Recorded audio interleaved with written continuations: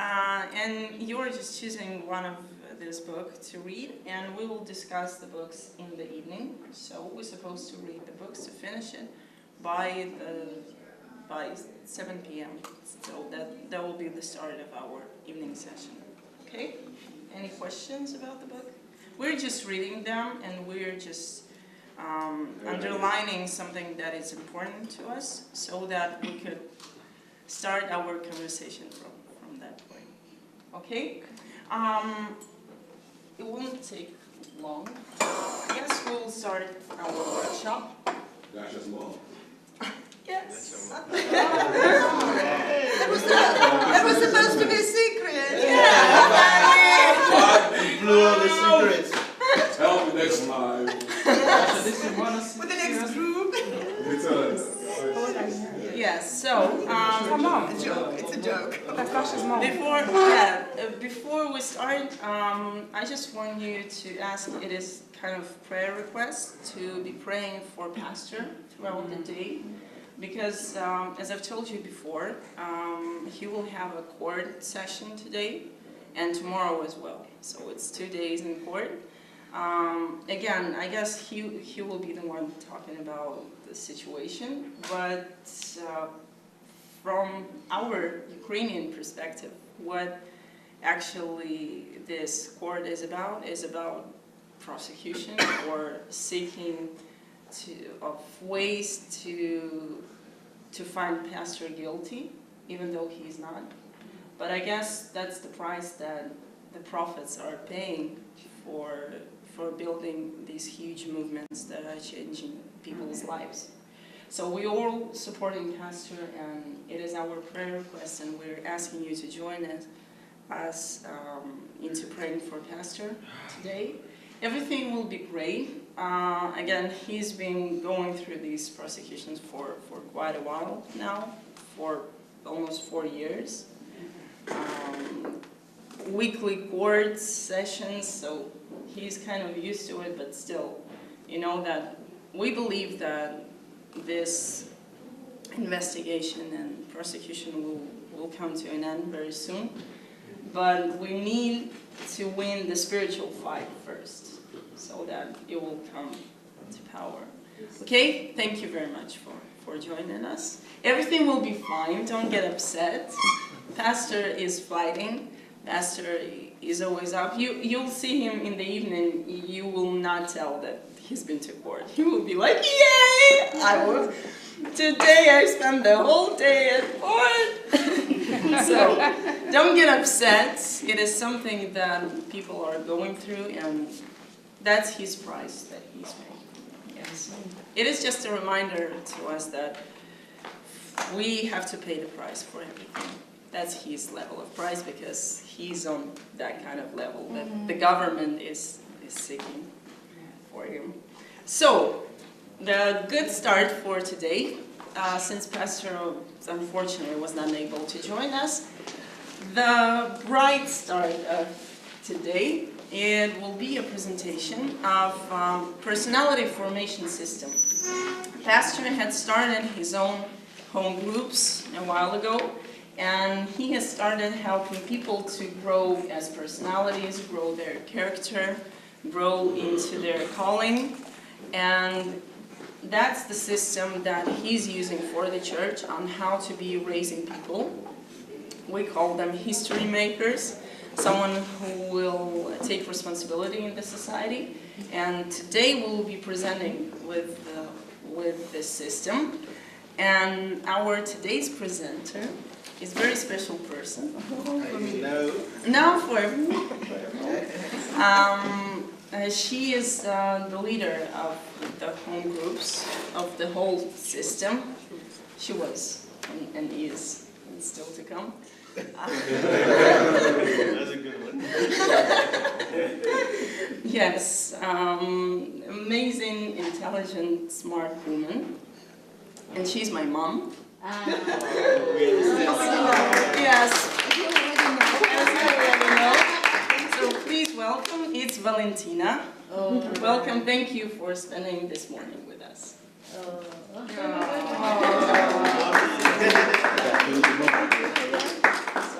Thank you very much. I'll be standing here probably. Good morning again. Good morning. And I'm very pleased and honored to be here. It's actually an honor to be here and to present to you the personality formation system by Pastor Sunday. Let me introduce myself first. My name is Valentina Kukhtyk, and I've been the Embassy of God Church member since 2003. And for 5 years, I was the senior, first just coordinator, and then senior coordinator of all Pastor Sunday's home groups. And I will share with you today with the overall system and with some insights of how this system worked in my life and in the lives of people I know who are also church members. And I'll do my best to share with all the information I know. And before I start, I would like to pray. And let's pray together. My dear God, today I'm going to share the information and the knowledge and the teaching with your people. Everything you want me to share, please help me to share. Please use me fully and completely. Use my eyes, use my voice, use my wisdom, my brains, myself physically, mentally, spiritually, and let me forget myself and let me be your tool, your instrument, so that you could deliver, so I could deliver your message and everything you wanted to share with your people today, this morning. And I'm prayed in the name of Jesus. Amen. Amen. Please be seated. So let me start with some questions, so that I could learn a bit about what you've already received during this training. So what were the topics yesterday? What did you hear about? Maybe what were your main things you heard for yourself yesterday, or you received for yourself yesterday? For me, what stood out to me was just coming to grips with the whole concept of what it means to say, go into all nations. Because I've always pictured that as going into the world. But I never defined it or broke it down as nation could mean maybe people's personal interest or sense of gravity. So for me, that was an eye-opener for me. Okay. Yeah, so great. that's what. Great. Yes, great. That's good. Maybe. So as I understand, you had 3 speakers yesterday, right? One of them was Pastor Sunday, and Alex. He was sharing about church shift. Church shift. How to implement the church. Yes. So went through the process of and the aspect that we must go instead of just staying put. So going and being a disciple. Yes. And having a set of value and be able to how to connect with society using the church social network. Yes. And that was a new aspect about the social church. So it's like a new instrument for reaching people and for changing people's lives. Exactly. So the strategy behind it, where you just place and enforce a system where you're able to draw them in, responding to their needs. Yes. Then once the needs are responded, then you can then introduce the gospel.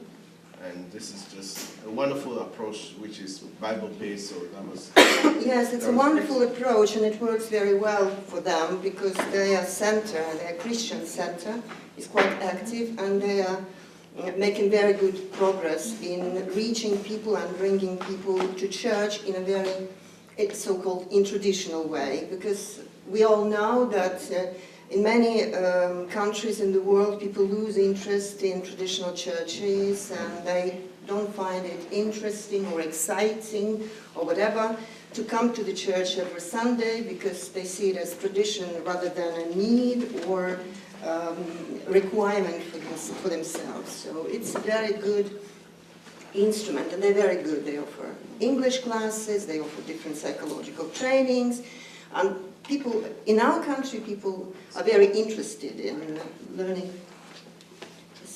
learning more about those things. So it's just an instrument. So good.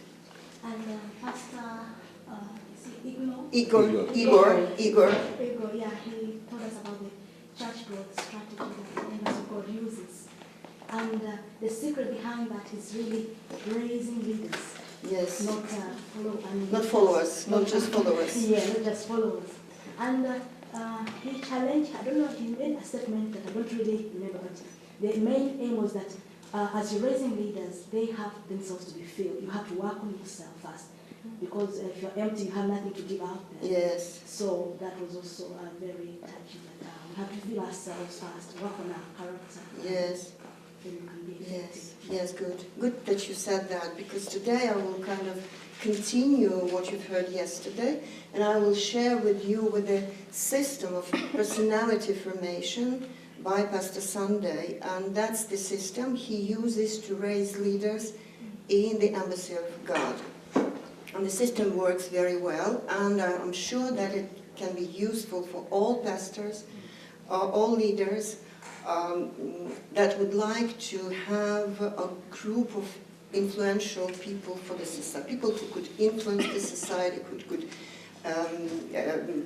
kind of bring values of Kingdom of God to the society.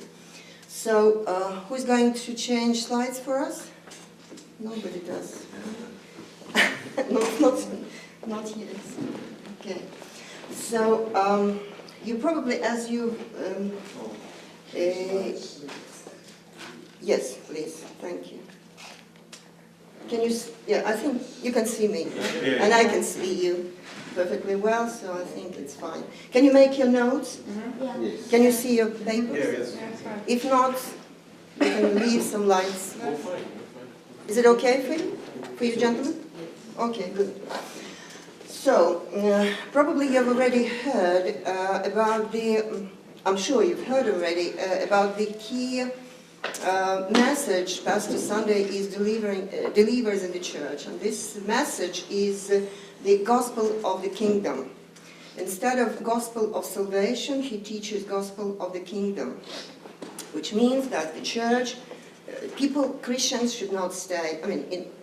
Briefly, Christians should not stay in the church. They should not create kind of internal community. They should go beyond the walls, and they should reach the society and change people's lives outside the church. In our country there is a saying, if Magomed is the male's name, doesn't go to the mountain goes to Magomed. So that's the principle. It's not the outright principle, but that's kind of principle we apply in the church. If people don't come to the church, we go outside of the church and find people in different spheres of social, political life, sport life, yes, business, in everything, in different spheres of life. And just to go back, in order to be able to transform the society, all pastors and leaders who are focused on that, they need a group of not followers but leaders, similar to pastor or similar to the leader who is a kind of at the head of any movement. All leaders and pastors have a great calling. We all have a great calling. If it's not great, it's not from God. If our purpose, our calling is not great, it's not from God. If it is from God, it's huge. It's incredibly big. It's It's a calling which for us seems to be impossible to accomplish. In order to do that, we need a group of leaders, people who can assume responsibility for changes in the society. So that's the main idea of the personal formation system. But it didn't start like that from the very beginning. Because at the very beginning, Embassy of God was, the way pastor trained leaders was quite traditional. On Sundays, we went to the church, we listened to teachings, we read the Bible, we read the books Pastor Sunday advised us to read, and it was not a kind of like compulsory system. It was like pastors thought that all people who came to the church, they were all responsible, accountable, and intelligent, and hardworking people, willing and ready to change themselves. But in reality, we know that it's not like that. Many people are not willing to change. They are fine as they are. They are fine, they are more or less, they feel comfortable with the way they live, and all they need is just some money, some peace in the family, good children. I mean, something which is about their family, the way the place where they work, the place where they study. It's about their friends, people they communicate to, church members, and so quite a limited circle of people they counteract. Okay, but it's not enough for people who are supposed to transform the society. Many. Следующий, пожалуйста, слайд. So that's the question. Every leader. Can you see? Okay. So that's the question. Every leader, every pastor who is intended, who is focused on transformation of the society, asks himself or herself, how can you transform, or how can I, as a pastor, transform my church team members into personalities who will take responsibility for their life's purpose and for possessing their country for Christ? How can I transform those people? How can I raise them in the way that they go and change people's life and the society, the values, the way the society is governed, and things like that. So, next please. So, our church, we as a church, have received a lot of visitors from all over the world. And people who came to the church, always, when they saw thousands of people on Sundays, on Thursdays, those are the days when we gather for, they thought that Pastor Sunday, when they familiarized with the outcomes of Pastor Sunday's ministry, they thought it's because Ukraine was a special country and with the special conditions and special,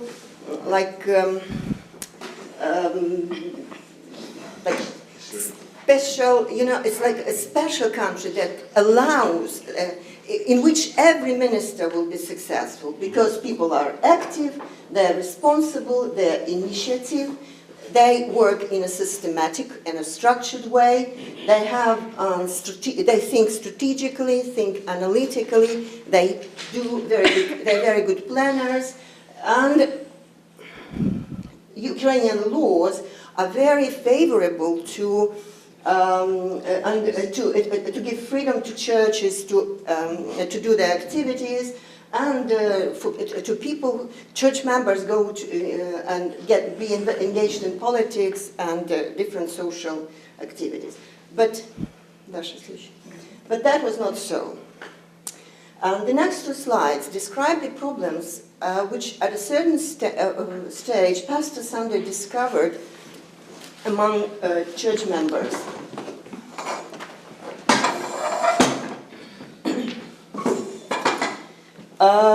Because as he is very self-motivated, and he's always been, He works very hard on self-education, self-development, and he shared the principle of all this in a regular way, in a traditional way, on Sundays, on different leaders' meetings,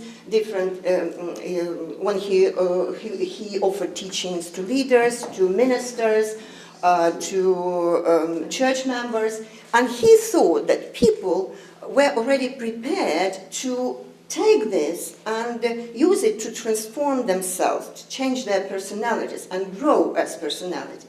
But that was not so. Only a small percentage of all church members worked on themselves in this way. And those are the problems, we call it top 20 problems, yes. Sorry, I was just going to ask, can we have these slides later? We can ask Dasha. Yeah. She's She's in charge of she's in charge of this. Yes, of course. Thank you. Thank you. Yes, yes. We can just go through this very briefly. I'm not going to read the entire list. It's not interesting at this stage. For example, many people, Pastor Sunday didn't realize that many people didn't know their real life purpose, though in spite of the fact that there were lots of teachings in the church. They didn't have dreams, they didn't set goals, and they didn't have ideas about how they're going to live their lives. They didn't have desire to serve, to sacrifice, to pay the price, to grow as a minister, to serve other people. They were not able to plan and work strategically. They did it from time to time, fragmentally, not in a structured way. They couldn't plan their own time. They were not organized. Things which are very common for people, ordinary people all over the world.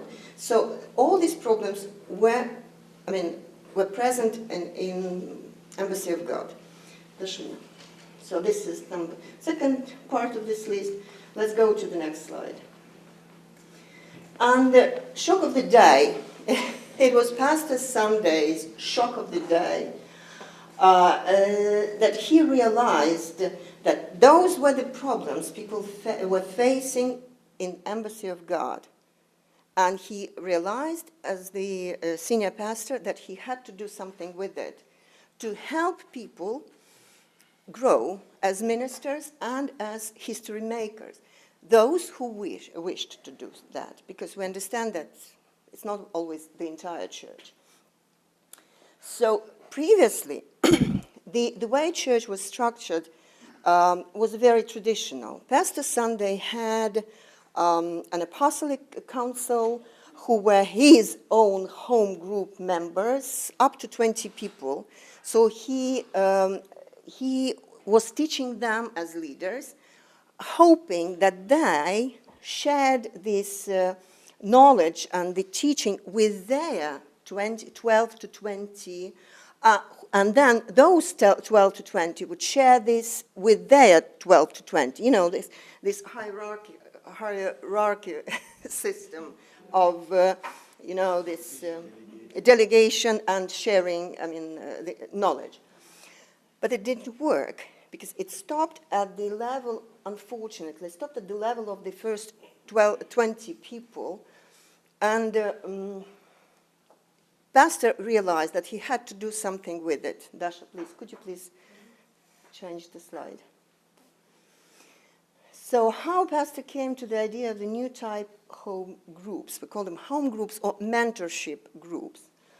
So, as I've already said, we had a regular Group 12 system in the church at that time.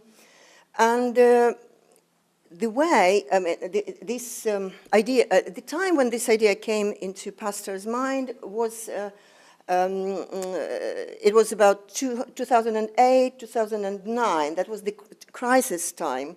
And that was the crisis in the church. And many people, this crisis is the time when lots of inner features are revealed in our lives. And many people didn't, reveal their best qualities. And And Pastor realized, that was the time when Pastor realized that he just didn't know the real situation. So crisis showed the real situation in the church with people. He thought, again, that everyone was like him. Everyone was working on himself as a personality in the way Pastor shared. Pastor was teaching us. So people, and he also realized that many people, despite the fact that Pastor was participated in all night prayers, he participated in, took part in all conferences, he spoke to people every week, sometimes 2 or 3 times a week. In reality, many people just didn't know what kind of person he was. They knew this, this shell, he's outside, but not his inside. He himself, like as what he was inside. So he didn't. Many people didn't know his inequalities.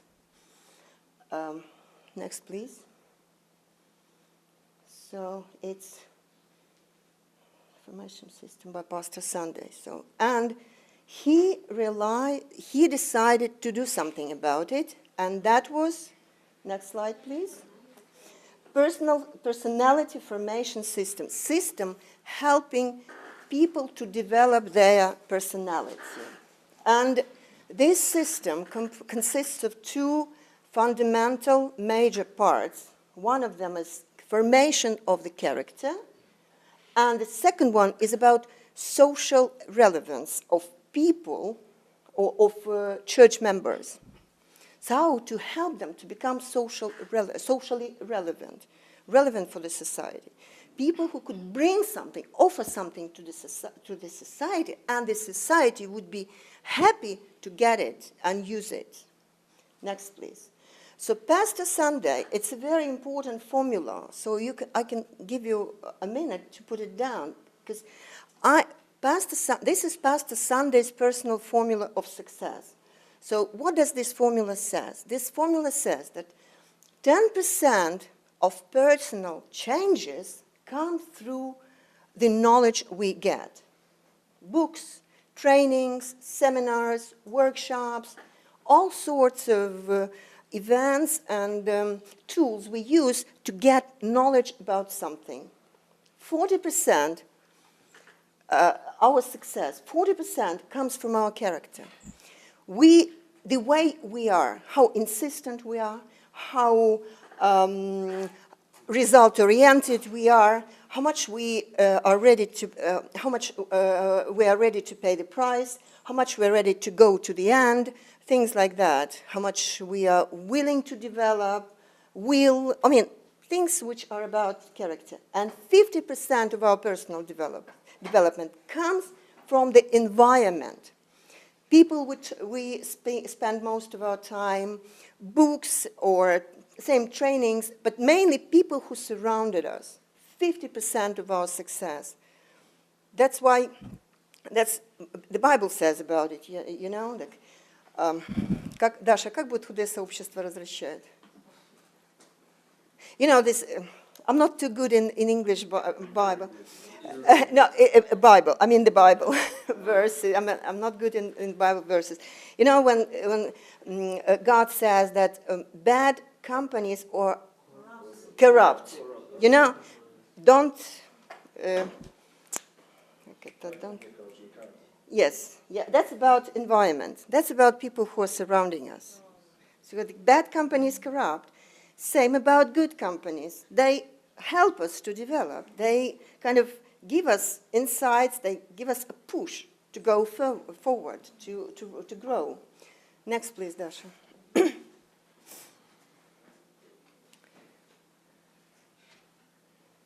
Даша, следующий.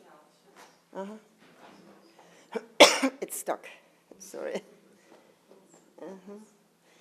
So, что такое? What's...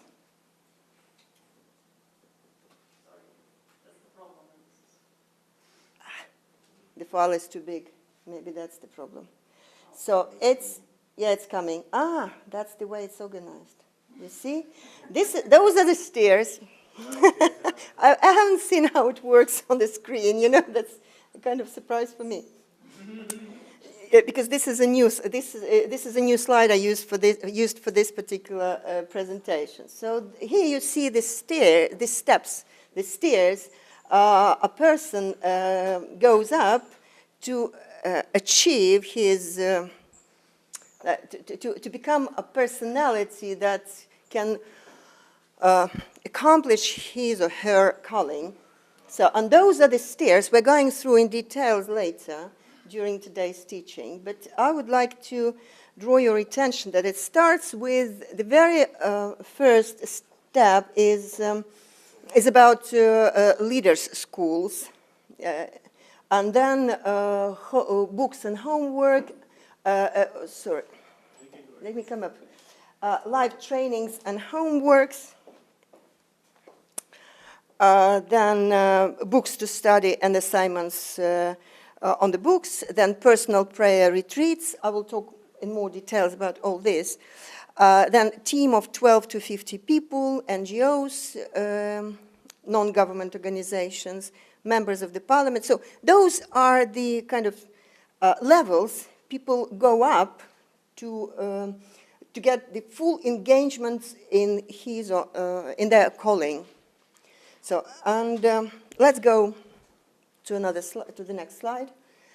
And so once pastors decided that something should be, sorry, it's okay, that something should be done about helping church members to grow as personalities, he decided to start with new type leaders schools. In 2009, he organized the first, we call it First Leaders School number 1. And it was about formation of a history maker, how to form ourselves as history makers. And it was a one-week teaching. And those, I just, maybe it would be interesting for you because it's a fundamental one. It's like a number 1 leaders school in the church, and people still can still listen audios and can do the assignment, and it helps themselves to understand what kind of persons they are, what kind of personality they are, from the physical, psychological, spiritual, and social perspectives. So people had to answer, after they listened to the teachings, they had to do the home assignment and send it to the church to be checked. So the first part was about vital questions that used to be asked by Miles Monroe when he was teaching in our church about personal calling and personal purpose of life. So those were the 5 questions people had to answer to fulfill their calling. Who am I? What social roles, what functions what social roles I play, what functions I perform, what is my character, what gifts I have, what abilities I have, what was my family, where are my roots, including spiritual roots. So those were the questions people had to think about maybe by fasting and maybe praying to answer in as detailed way as possible. Where am I from? Origin, including as a child of God. What do I live for? Purpose on the earth. Many of you think that those are very common questions all people have to ask. And those are, and again, very understandable that we all need to think about it. But that was not very obvious for all the church members. And they listened to the teachings, and many of them just left and didn't do their own home assignments before this new system was introduced by Pastor. So, origin, what do I live for? What can I do in life? Potential, prophecies, all these sort of things. Maybe child dreams, maybe some ideas, maybe some insights received in the past. And what can I change? What can I influence on? What can I change in my life? Let's go next slide, please. So second part of vital questions were, Life is a marathon, not a sprint. Where am I going? So that was about my past and present. And now, where I'm going? Where would I like to get? When and how do I want to get there? Am I moving towards in the right direction? And what is my speed? How focused am I on my purpose? What are my resources? The reason why I go into such details about this leaders school is because it's a fundamental. I would like to reemphasize, it's a fundamental for people who want to start, who want to go or enroll to the mentorship program with Pastor Sunday, because they need to be kind of prepared when they come to receive assistance from pastor in their personal development and in their development towards their calling. Next, please. Okay, third part of questions was about work on qualities of history maker's character. So, and six stages of formation of a history maker. And after this week of teachings, people had to do their written assignment, and within 3 weeks, do it within 3 weeks, and then send it to the church. And those who were successful in doing this test, they were enrolled to the first home groups pastor selected from all church members. What was new is that any church member, without any, it was not, this test was the only criteria for people to be able to join Pastor Sunday's mentorship program. And that was innovative, because before that you had to become a member of apostolic council or a leader to be able to be present at leaders' meetings. But what was new this time is that any person who wanted to Pastor Sunday to be their personal mentor could do this work and join the home group. Next, please. So after this test was done, Pastor Sunday and his assistants could do kind of evaluation of what people wrote about themselves and how they described, how they answered those questions, how they described themselves and their future.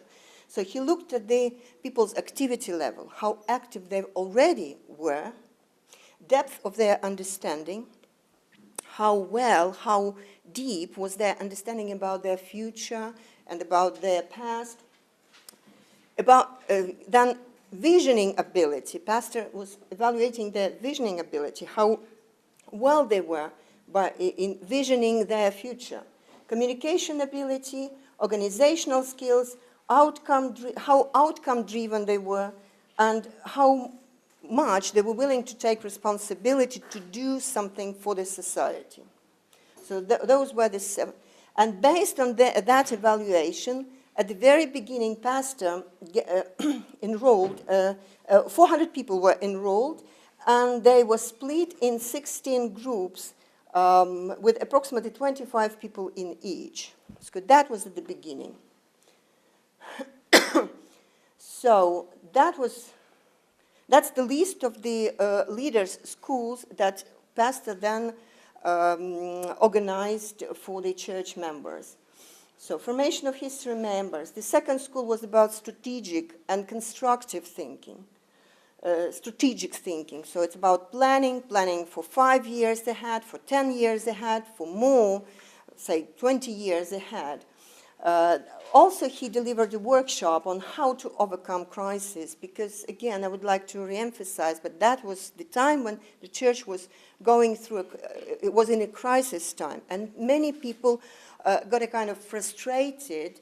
They sometimes felt lost about what to do in order to overcome this crisis. So that workshop was very helpful for them to understand what was the crisis about and what was good in crisis, and how they could use the crisis for their personal, in order to move forward and for their personal development. Then analytical and constructive thinking, and why we are not great in the kingdom of God. That's a special leader school.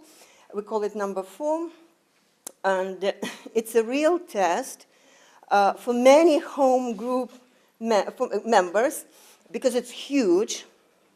There are 130 questions, and each of them consists of 8 sub-questions. Wow. And in order to do it, you really need to develop a system in order to get the information and then put it in words, to do it in writing. Because it covers different aspects of church and social life and personal life of people, And those questions help people, they work as a laser. They just help, they're like the X-ray. They kind of X-ray people's attitudes, opinions, and approaches to help them to see what kind of problems they have and what they need to do to change in order to be successful. So it's a kind of challenging leaders school. Number 5, formation of a history maker, the importance of honoring people, honoring parents, honoring pastors. It's a very important topic. And love for the truth. It was also a very special leaders school. So that's the time. That's how much time is kind of broke down in Pastor Sunday's personality formation system. So 20% of time is dedicated to live trainings. Once a month, home group members gather. Pastor does teaching, and then we communicate, counteract. Pastor asks questions. People share their opinions. They share their challenges, and all together we hear pastors' advice and recommendations on how to overcome things. And 80% of time is dedicated to home assignments, and it's a very important approach because I don't know what was your how school life is organized in your societies, but in Ukraine, say 80% of time is dedicated to live trainings, so-called, when teachers teach us, and only 20% is dedicated to home assignments. It's just when we go home, do assignment, it's just kind of master the knowledge we receive at school. We don't do any independent training. So that's why in our society, we very rarely have this habit and skill of self-education, Very few people can make themselves work, read books, do analysis, go to trainings. It's a very small amount of people. Next, please.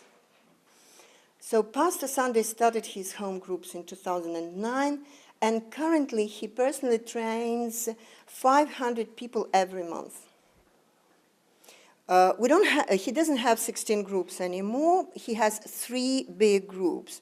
Newcomers, people who's been home group members for 2 to 4 years, and then the upper level is so-called Golden Reserve or Golden Fund, which comprises people who are already social activists, politicians, businessmen, and have about 50 leaders in their home groups, and they're very active in the society. So the pastor offers them a special training. It's more like recommendations, consulting, advices, and so on. So the age is between 14 to 75. We have quite many ladies aged around 70, ladies and gentlemen aged around 70, 75 years. And many of them are quite active. They learn languages. Some of them go to the university, become university students. Sometimes they can be an example to younger people. That's the geography, but it's not a full list. I don't see the USA here and Japan, and probably some other countries are missing, but still quite a lot. In addition to those 500 home group members, train themselves around 6,000 people monthly, because they have their home groups. So, Pastor Sunday's home group is a personal formation system. So it helps display vanity, think about the goal, mobilize all abilities, gifts, and talents to achieve the goal, teaches us to live for solving problems, and overcome difficulties and see hidden opportunities, and so on, and pay the price, which is important. What is important is that people who become home group members, in addition to be present at gatherings, and in addition to reading books, they have to fulfill a lot of so-called social assignments. They have to establish their own leaders group. First of all, they all have to have 3 people minimum when they enroll. Then, during the first year, they have to increase this number to 12. So they have to have their own 12 home group members. Because all they receive from pastor, they have to share with them. Because they have to grow as leaders. And leaders are those who have disciples, who have other people. So, next please.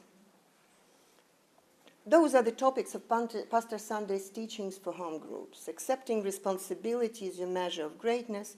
Always be result-oriented. Become the best in your field.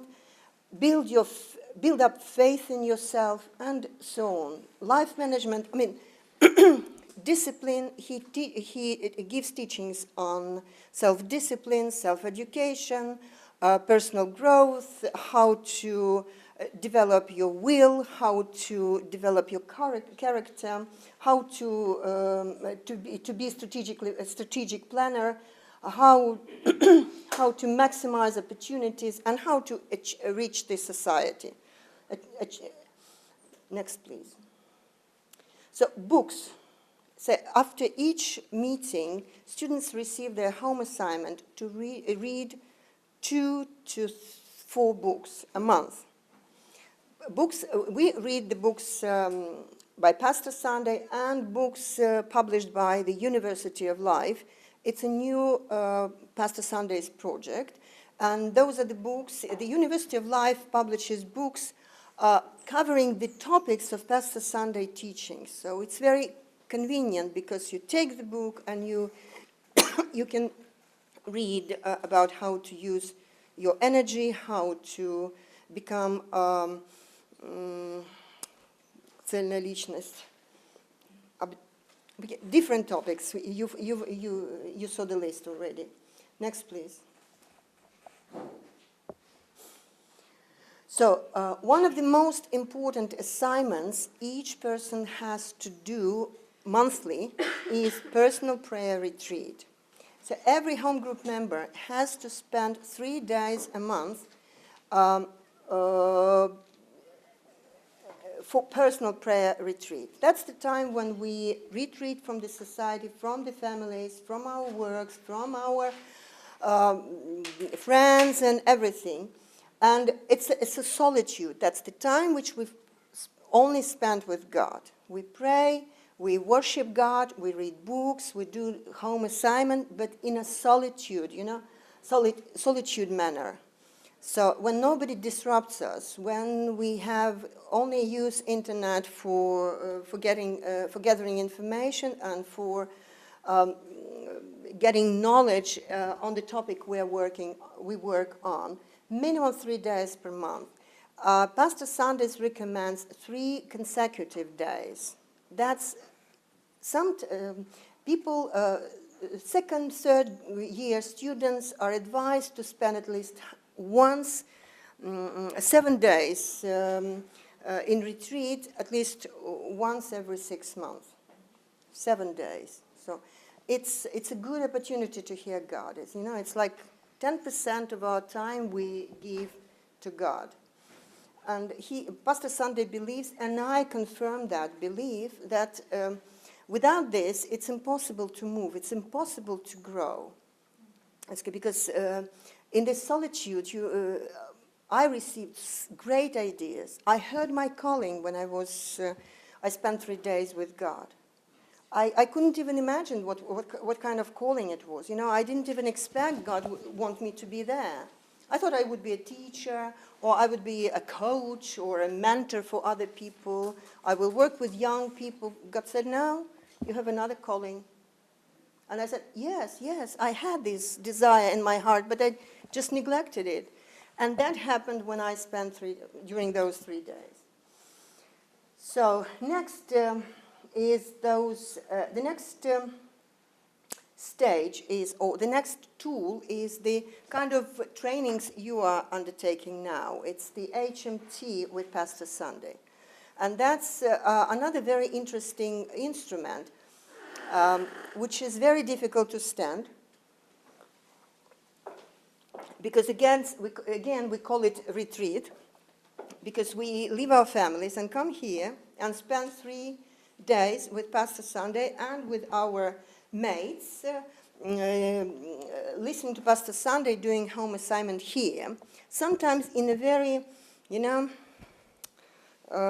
uncomfortable conditions. And you know, when you have to share a room with 2, 3, 4 other people, you don't only share a room, you also share a bathroom, and you come to the canteen where other people cook for you, and sometimes it's not a kind of food you would prefer, you know, and those 3 days are very good to understand, I mean, to see what kind of person you are when you are in a, how do you sell it, in a confined condition, you know, in a confined environment, when you don't have access to the things where you are used to, you know.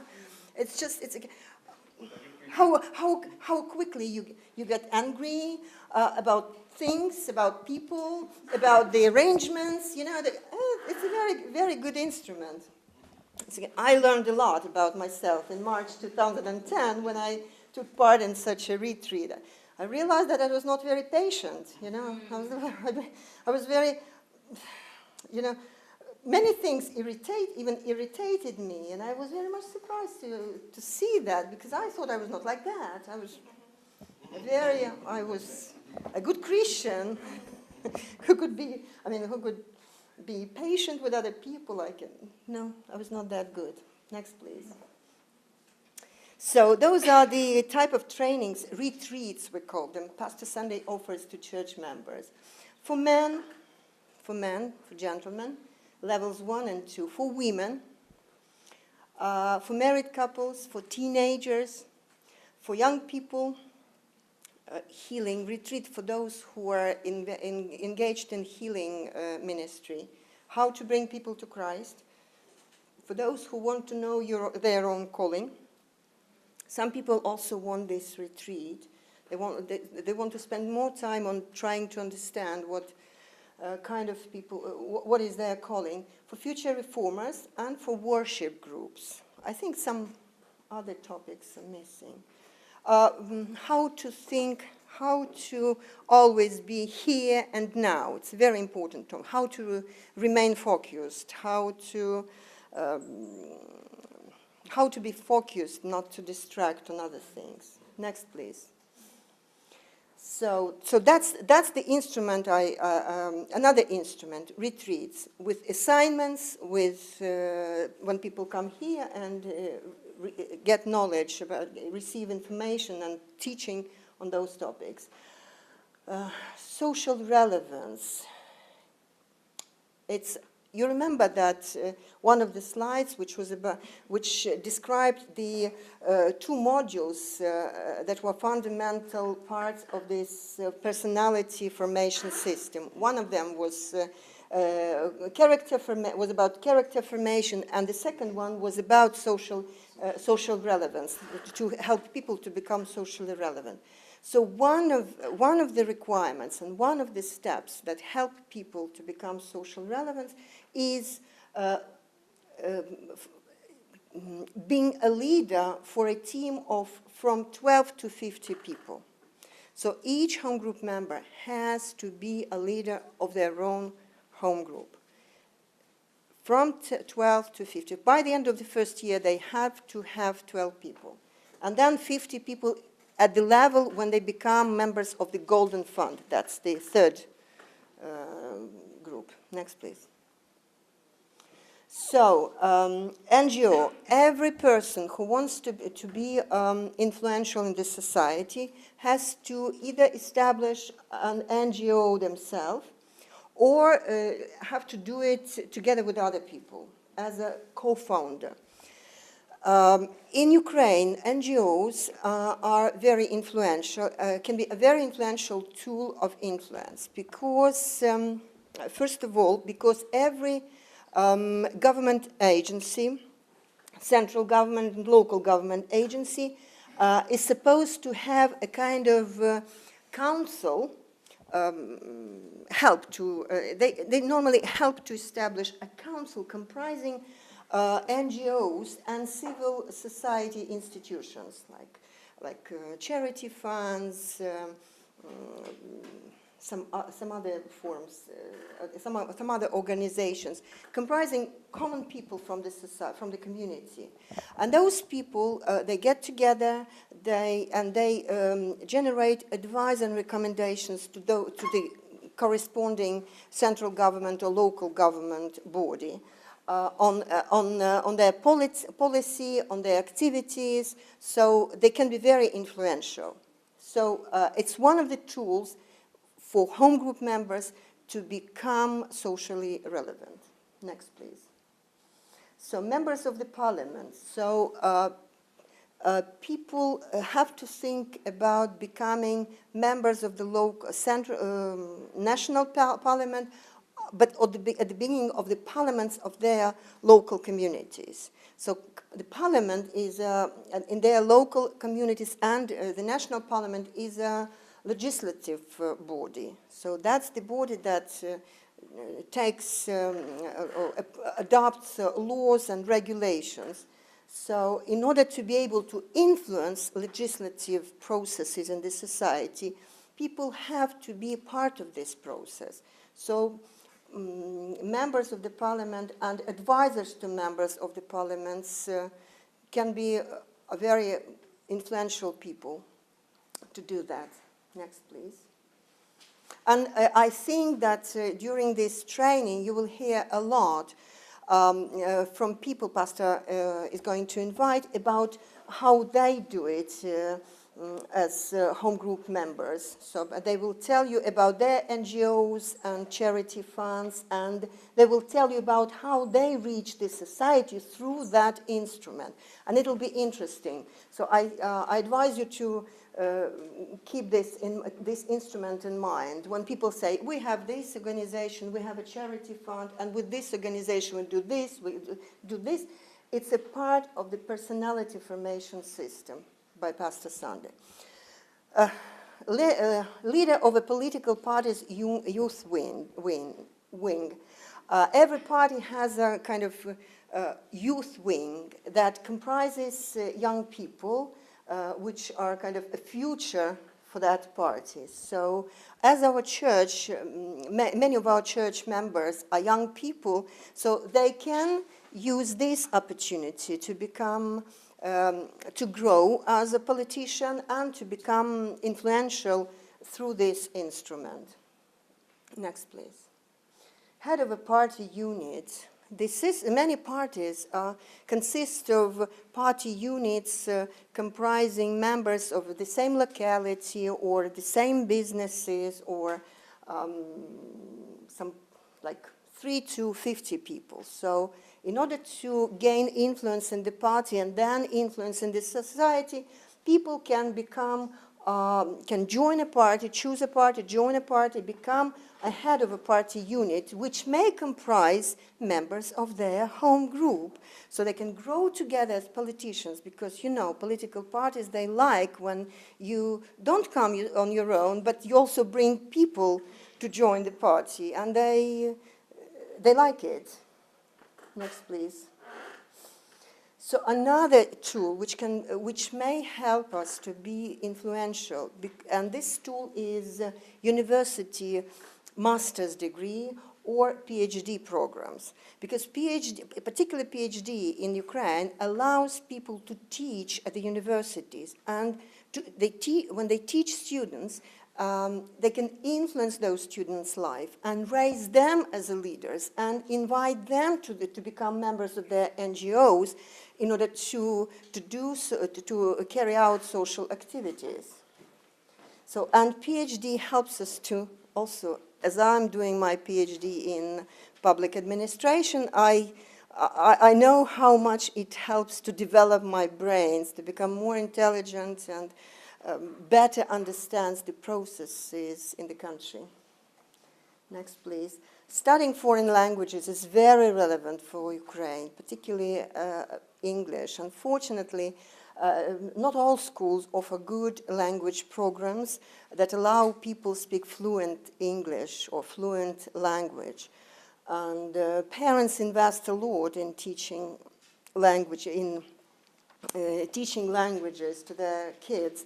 However, older people, they're not so good in English. But Pastor Sundays insist, and this is a home assignment, that by the end of the first year, people have to report that they take language classes, and it's a must. So all the things I'm telling you about is a must for home group members. And frankly speaking, without this requirement, many of us, most of us, would never do this. I would never take my PhD program, never. I didn't even think about it. After Pastor said, you have to do, I started thinking, I chose the university, I chose the topic I wanted to work on, and I feel happy now. You know, before that requirement, I didn't even think that I should do that. Yes, personal websites. Relevance is also about having a personal website, blogs, page in the social networks where we can share our knowledge, we can share information, we can invite people to our groups and speak to them and communicate them and become friends with them. And it's also a very important tool on how to work in internet, how to reach people in internet. So, the next one. And, by the way, Dasha, можно назад вернуться? By the way, it's also an assignment, and it's also a must. And by the end of the first year, every person, every home group member has to choose 3 topics for their blogs, websites, and groups in social network. And those 3 topics can be topics which are consistent with your calling. As we develop in our calling, for example, if it's a calling of a businessman or a calling of a pastor, we have our websites and blogs, and we share the information concerning this calling. I mean, business information, how businesses work or whatever. And we invite people, and when we organize a group, we can share with them the values which are important for businessmen, or the values which are important for politicians. For example, I have a blog where I share the information about, from the books I read, and many books, they are written by Christian scientists and researchers, and a lot of information is very relevant from the Christian point of view. And I'm happy to share the titles of the books and the pieces of information describing things which are related to public administration, political processes in the country, and things like that. Next, please. By the way, yeah, my question is, are you okay, guys? Is everything fine? Because sometimes I feel like you're not falling asleep. No. Is everything clear for you? Do you see the system? My idea is that I would like to present a system for you so that you could see the entire picture, not just separate pieces. So we're still talking about the mentorship program for the church members, which Pastor Sunday offers. Yes, please. So far, I feel like not going back to England. I feel like staying here. You're not alone, I should say. You're not alone. Yes, because we are just wasting our time in England and I not doing anything. I think, Dasha, can you hear me?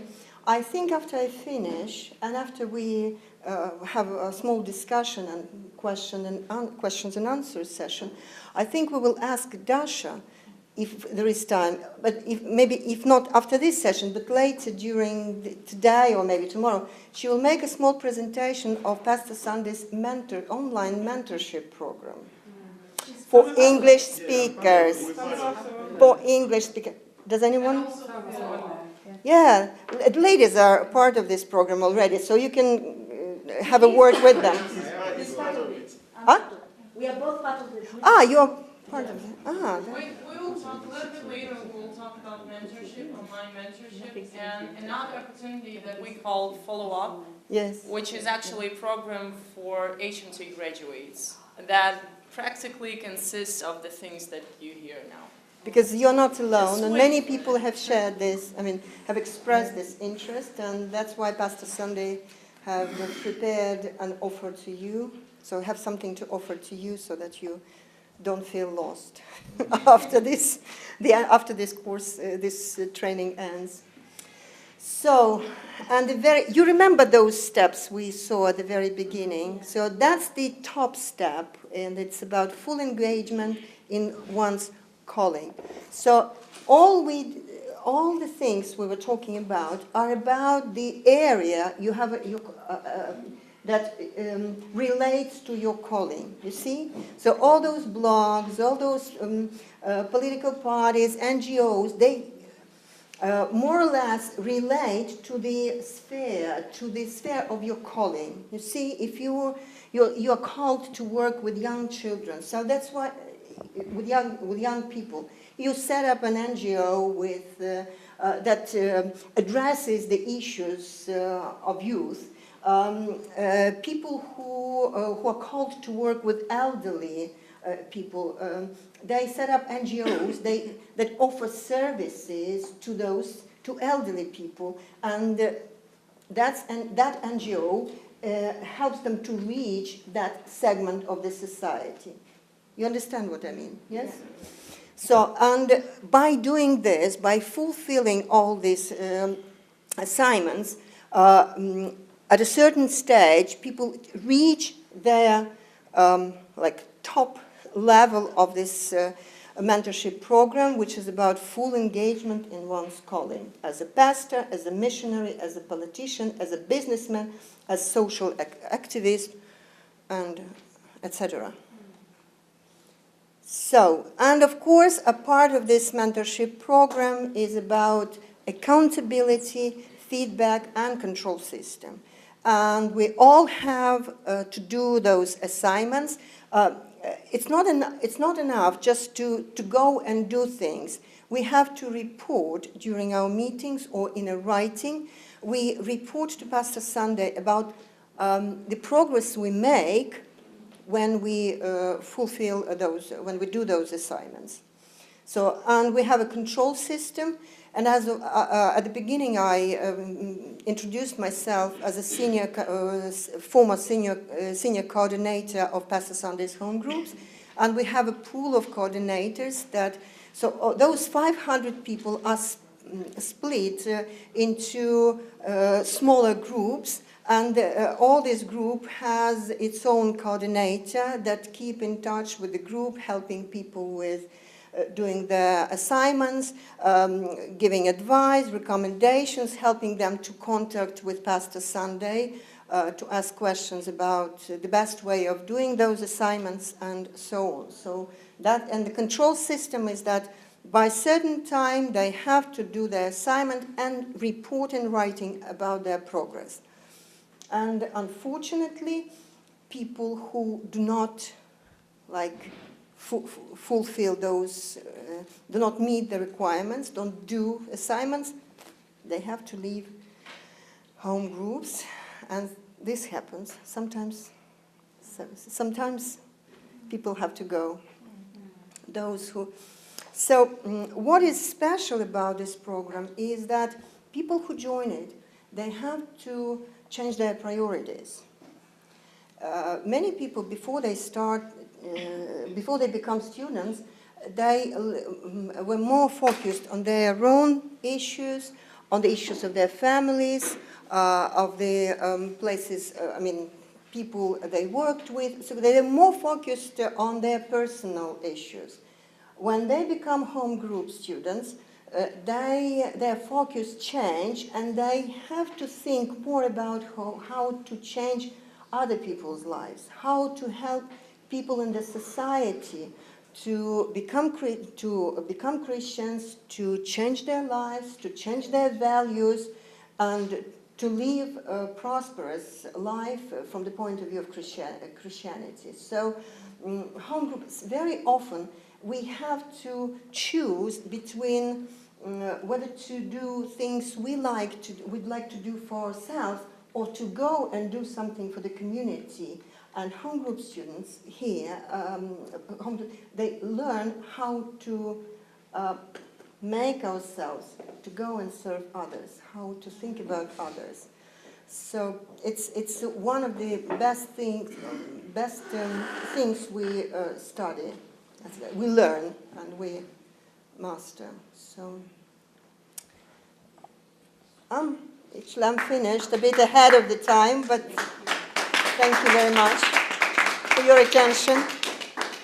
Thank you very much for your attention. If you have any questions, yes, please. I would like to ask about the 3-day retreat Yes. every month. Yes. How operationally does that work? Do you sort of stay at home, or take a trip to another town, stay in a hotel, or find the woodlands so you can be with Mother Nature and hear God better? First, let me share my own experience. First of all, I prefer to fast during those 3 days. And of course, everything is very personal, and you know yourself better. For me, it's better not to stay at home because of a lot of destructive things. You know, telephones, my family, cooking, cleaning. Not cleaning, but it's not that bad. But it's still, you know, home is a place where you feel comfortable, and you are intended to relax and let yourself, feel not to read, to go to bed earlier, to wake up later, you know. So I prefer to go away. So, and I tell all my families in advance, my husband and Dasha, I tell them in advance that I'm not going to be at home on those days. Thanks God, in summer I have a small summer house. So I go outside Kiev, and I stay there for 3 days. I bring my computer with me. Before I leave, I make a plan. I consult with God, and I kind of make a provisional list of the issues or topics I would like to study, or I would like to dig in during that retreat. So what kind of prayers, of course I take the Bible with me, because I understand that I will have to follow Holy Spirit, because it always happens that I have one sort of plans, but then for half of the day he offers another topic for me unexpectedly. So I'm prepared that God may say something or point out on something else compared to what I prepared. So I read books, and I spend 3 days. I can afford that. Many people, not many, but some people cannot afford 3 consecutive days. So what Pastor Sunday allows to do is just, he says that it's better to spend 3 days consecutively, but at the same time, if you can't find 3 days, so you can take 2 + 1 or 1 + 1 + 1 during 1 month. And for a lot of us, I believe all over the world now, the mobile phone has become your best friend and your alter ego. So do you, because if you have your mobile phone with you, because you said your laptop, I can understand you do internet search, so do you leave your mobile phone at home? I take it with me just because I'm not that used to, I mean, I'm not that linked with my mobile. I don't receive so many calls that they can bother me or they can distract me. But of course, I think you can try without mobile, and it's better, you know. I remember my first 2 retreats with God, and that was a very special experience, because when I started first time, and I didn't have access to internet, to networks, I mean, to mobile, I felt like, you know, kind of addicted. So it's probably what you're talking about. So I felt addicted. My hands were like, and I said, no, I'm not here for that. So it's like, like radio. When you search for the wave, for the program, you go through different noises, like something like. I had that feeling in my brain, in my mind. So I had to clean it up, and it took some time to clean up my mind before I could concentrate on God, And at the beginning, it took me 1 day, and for the other 2 days, it was not that easy either. But at least it was much better. But still, I felt like I was reading, and then suddenly I thought, what am I doing? I'm thinking about something else.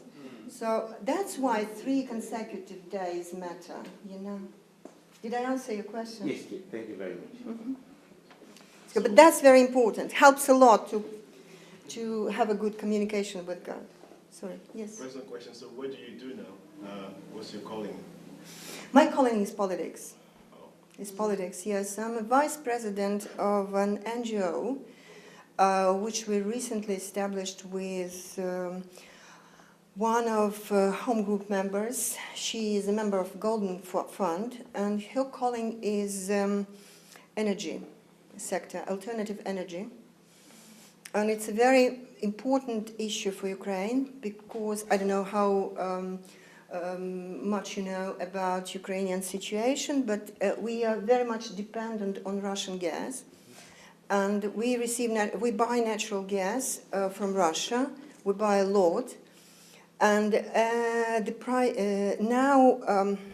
prices, previously the natural gas price was very heavily subsidized by the government, but now upon requirement of the IMF, this price is going to be raised to the cost recovery level, which is quite high.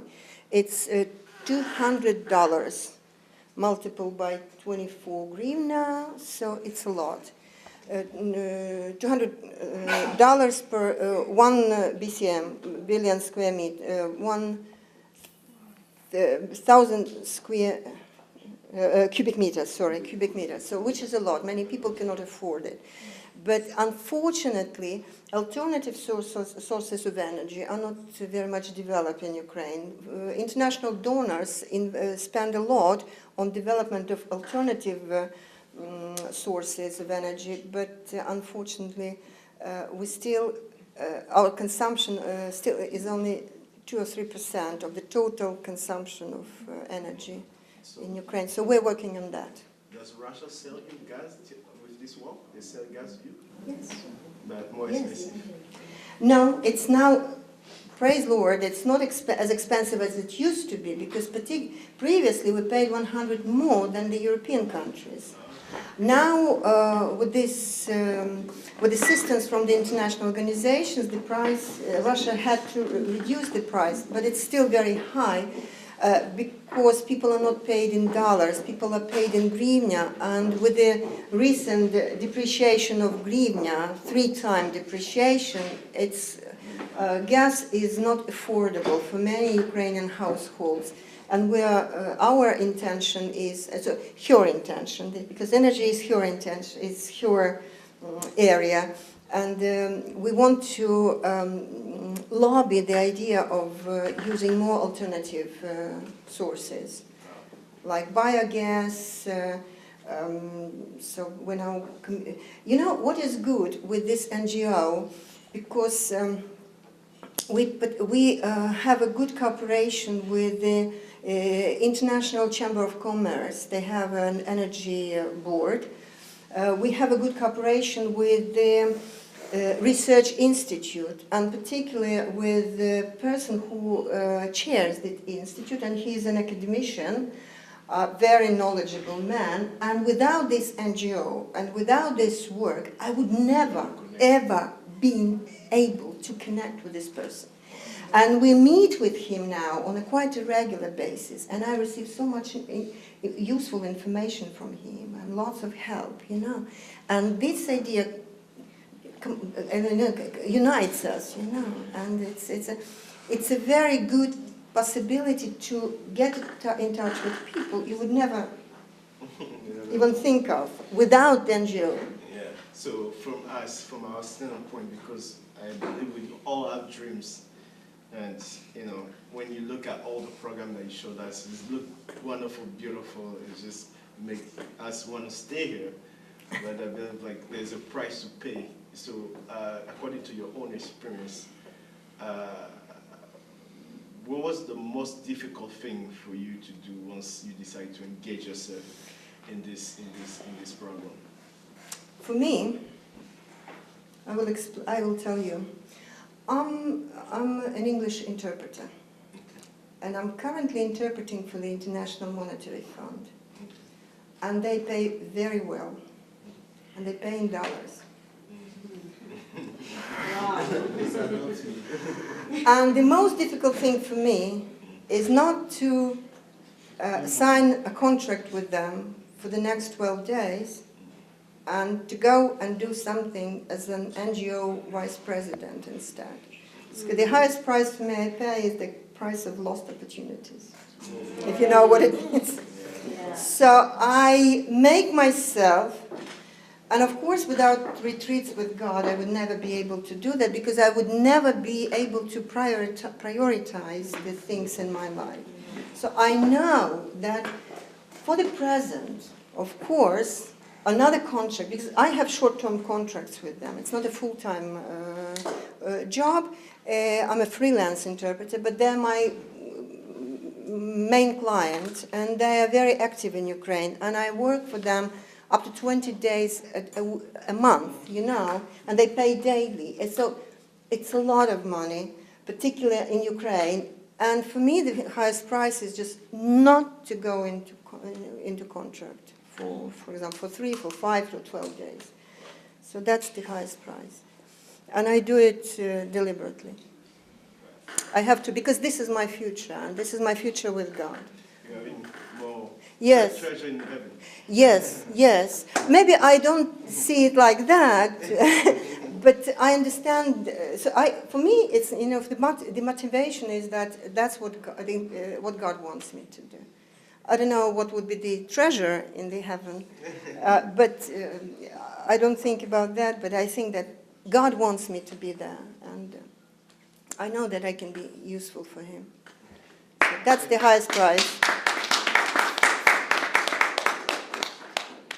So, your question, please. Okay. First of all, thank you for helping me still internalize the concept of calling. You know, when he asked us to call it, previously we are concentrating on the fivefold ministry, you know, preacher. Yes, yes, yes. Just a politics, energy. You know, it will take me some, a bit of time to really grasp that, because I'm getting rid of all this. It's difficult because you understand that all over the world politics is seen to be a kind of dirty area, not for Christians, where it's difficult to, to stay pure, you know, to follow with values, you know, to preserve your values. It's also probably another challenge. And secondly, because of this presentation, thank you, because I've been concentrating on taking on a PhD, and I've been, since the beginning of this year, I've been procrastinating, you know. Maybe I don't need it, maybe I'm wasting time. But you've opened my eyes to realize that personal development is still needed, you know. Yes, yes, and of course. in order for me to be effective, I need more knowledge. So thank you so much, because my coming to retreat has really now refocused my thinking. I'm happy to hear that. And thirdly is help me, because I've been through History Makers Bible School, but since then I've been starting the retreats, but I'm not yet, I don't feel fruitful. Mm-hmm. Sometimes when I go there, because of the exhaustion of all the whole month, I'm sleeping the whole day. I'm there to be with God, but I'm just exhausted. I remember the first day I'm sleeping, you know, because I've not been. Then I'm taking time to really switch off, because you can be in a retreat, in a hotel. Yes. Your mind is in Africa. I'm thinking about my project. Are these people doing this? I'm thinking about my assignment, the tasks at work. It takes a lot of time to really switch off. So what's the secret? I want to reach a level where I come out and I'm saying, yeah, I've really been on Jesus' shoulders, and I have not yet reached there. First of all, you shouldn't accuse yourself for sleeping for the first day, because physically you need that. I remember my very first pastor, when I joined Embassy of God, I had my pastor Igor, who was also teaching us about how to fast, how to pray, how to retreat, to have this prayer retreat, even before Pastor, because he was a very good disciple of Pastor Sunday. So he was teaching us about this prayer retreat, and he gave us the list of the things we can do. It was a provisional list, of course, because every person has a full list of my own. I have a list of my own now, because I know my interests and my priorities now. But first, the second thing he said, what people normally do during the prayer retreat, first, they have a good sleep. And it's difficult, and he is right, because it's difficult to be focused on God if your body is exhausted, if your mind is exhausted. It's like it's a torture rather than a prayer. You know, when you push yourself and you accuse yourself, because no, you have to. First of all, you need to, to satisfy this need for a good rest. So you have a rest, and then you wake up in a good shape, or in a better shape than before, and then you try to concentrate on God. What helps me is a good worship. I'm just worshiping. It's one thing. But before that, it's a good good prayer in tongues. Like very powerful, until you feel that your mind is more or less cleared up. Yeah. And then you start. And while you pray in tongues, you think about God. You think about your future communication. You set up this goal. You know, you set up this goal for this particular retreat. I'm going to be with you. That's, and you pray in tongues. You you go through, you push yourself through this, those destructive things, through this wall of everyday life, of routines, You break through, and then you're like in the space, open space with God. So good prayer in tongues. And every time when Pastor Sunday comes and the spiritual atmosphere is not quite favorable to good communication, he starts meetings with very good prayer in tongues. And it changes things. And of course, it doesn't mean that you will not have problems with this for the rest for the other 2 days, But sometimes when you feel that you are somewhere else, make yourself come back. And if it's necessary, start praying again. Worship God. If you're tired, go and do some sleeping. Because you need to be in a good shape to hear God. You are there just to hear Him. Of course, we have a provisional list of the topics, we have the books, we're prepared. But if He wants to say something special, which we didn't expect, Let him do it. We're prepared. We're prepared. Good praying tongues. To get rid of all distractions.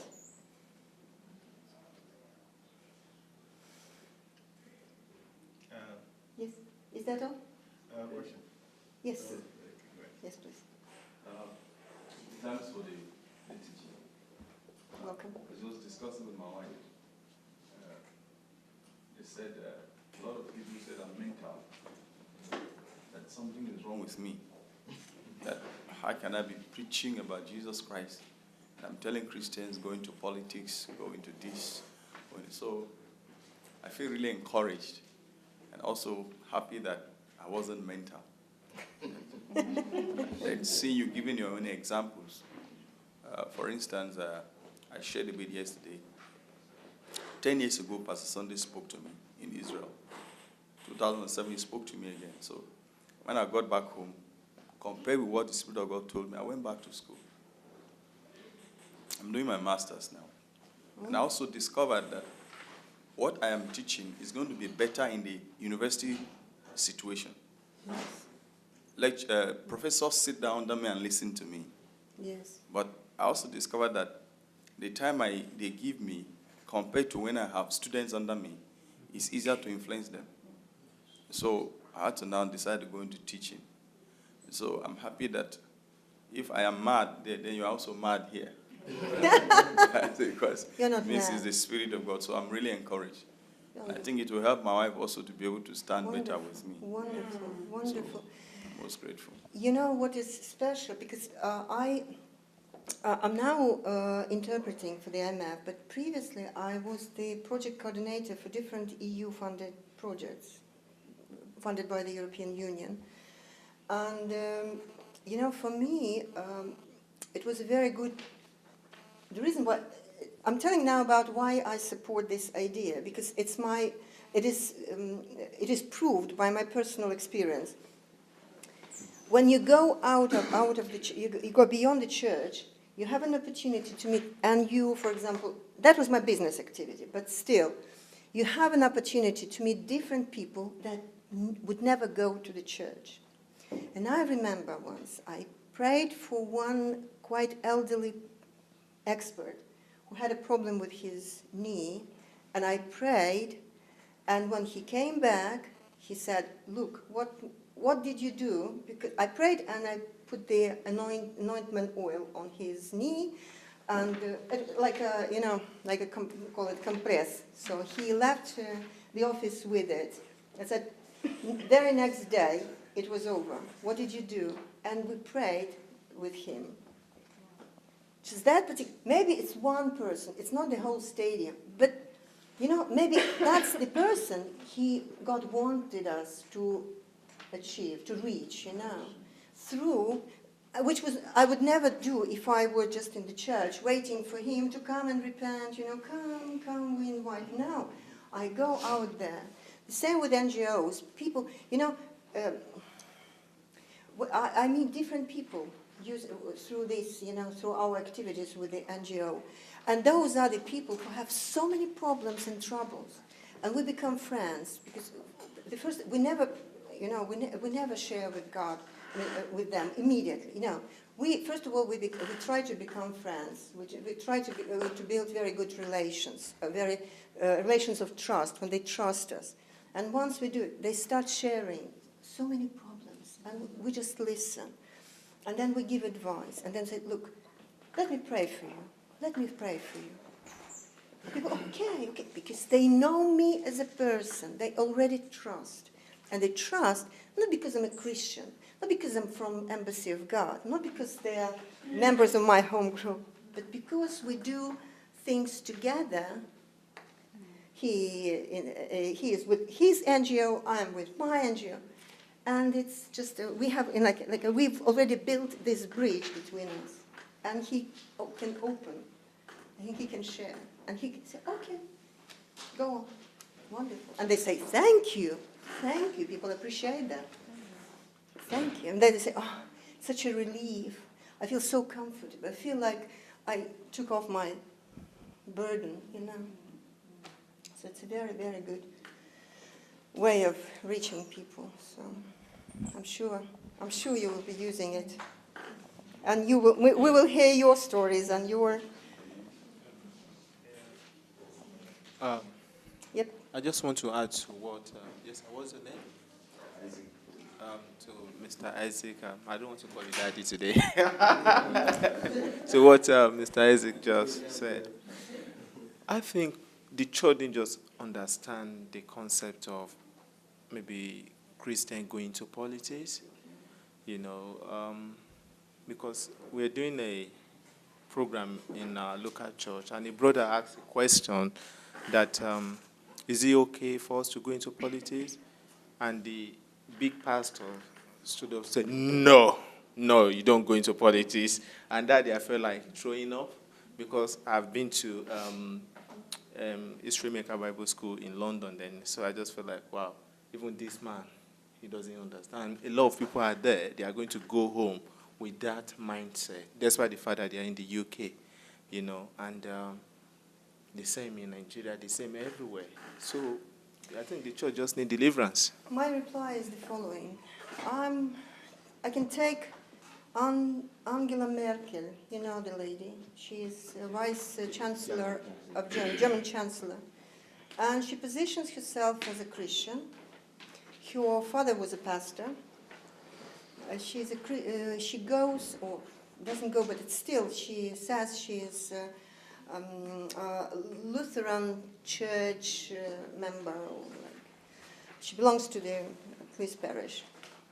And a couple of weeks ago, there was a big discussion in the German society about the kind of invasion of Muslims, this recent situation in Europe. And many Germans started complaining because Germany is a very comfortable country, quite good country, and very attractive for immigrants. And she replied to some complaints of the German society members. They said, so they complained about so many Muslims invading Germany, changing influencing their culture. You know what she said? She said, if you don't want Muslims to change your culture, you'd better go to the church more often than you do now.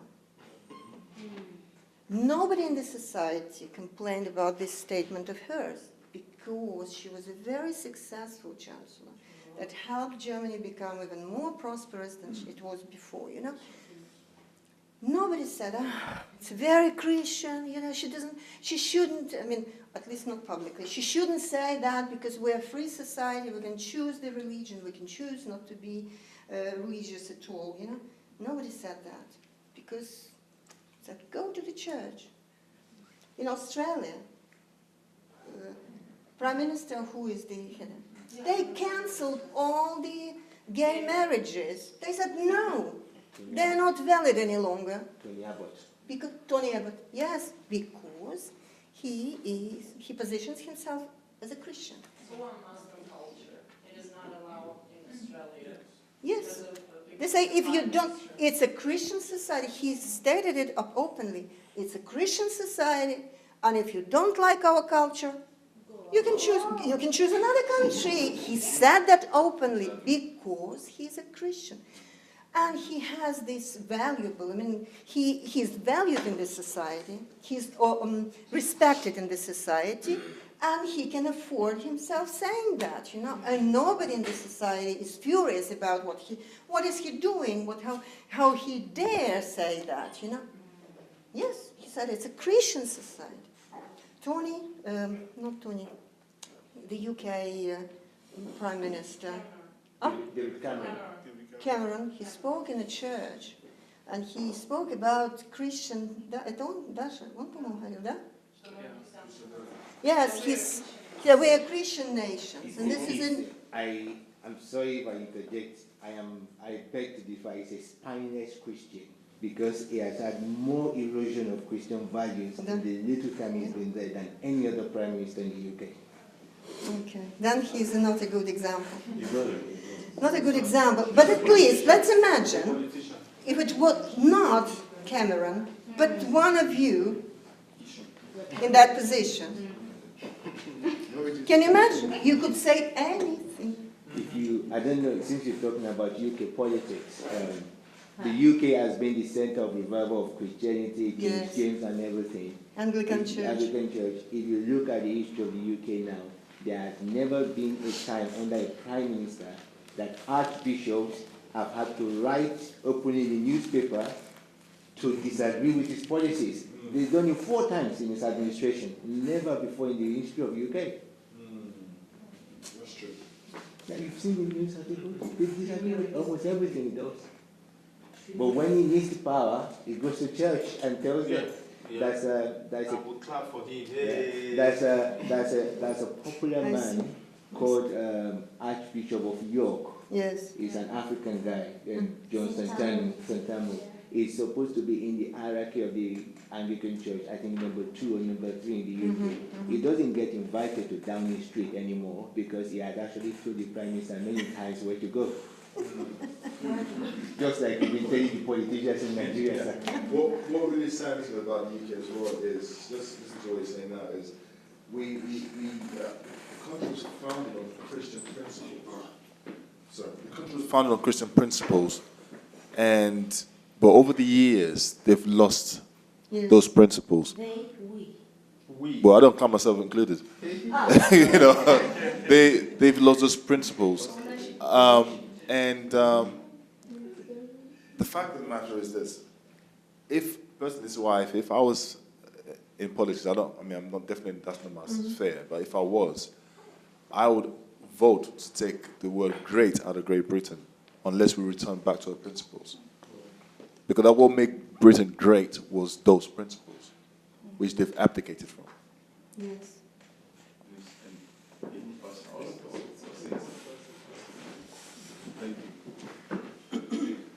See, this is why I thanked her for encouragement and then what I heard yesterday. See, if you do not continue, like about 20 years ago, I told my friends in US that I didn't like going to US. From 1979, Kennedy or Robert invited us as young men from Nigeria to US. And I always tell them that I like the Americans, but I don't like their way of life. You know. Now, the way God moved from Great Britain, the moment the British community said, we are no longer defend our faith, or defend our faiths, greatness left. Now, America became the world police because they say in God we trust. The moment they say in God's we trust, God lifted his grace. And now God is expecting the Africa, Isaiah 19. All right? So, if we in Africa that have not even become civilized don't maintain the relationship we have with God, we become equalized, and his presence will also depart. So the problem in Britain is that they left the greatness of God. Now why I'm talking here is that in Africa, in Nigeria and other parts of Africa, we need to soak ourselves in the Lord. Then we need to also build structure that will sustain this. For instance, some people say, are you a pastor? Are you a businessman? Are you a politician? Who ordained you? Where is your pulpit? I tell them I have pulpit everywhere. The church I'm worshiping, I went to that church January 1986.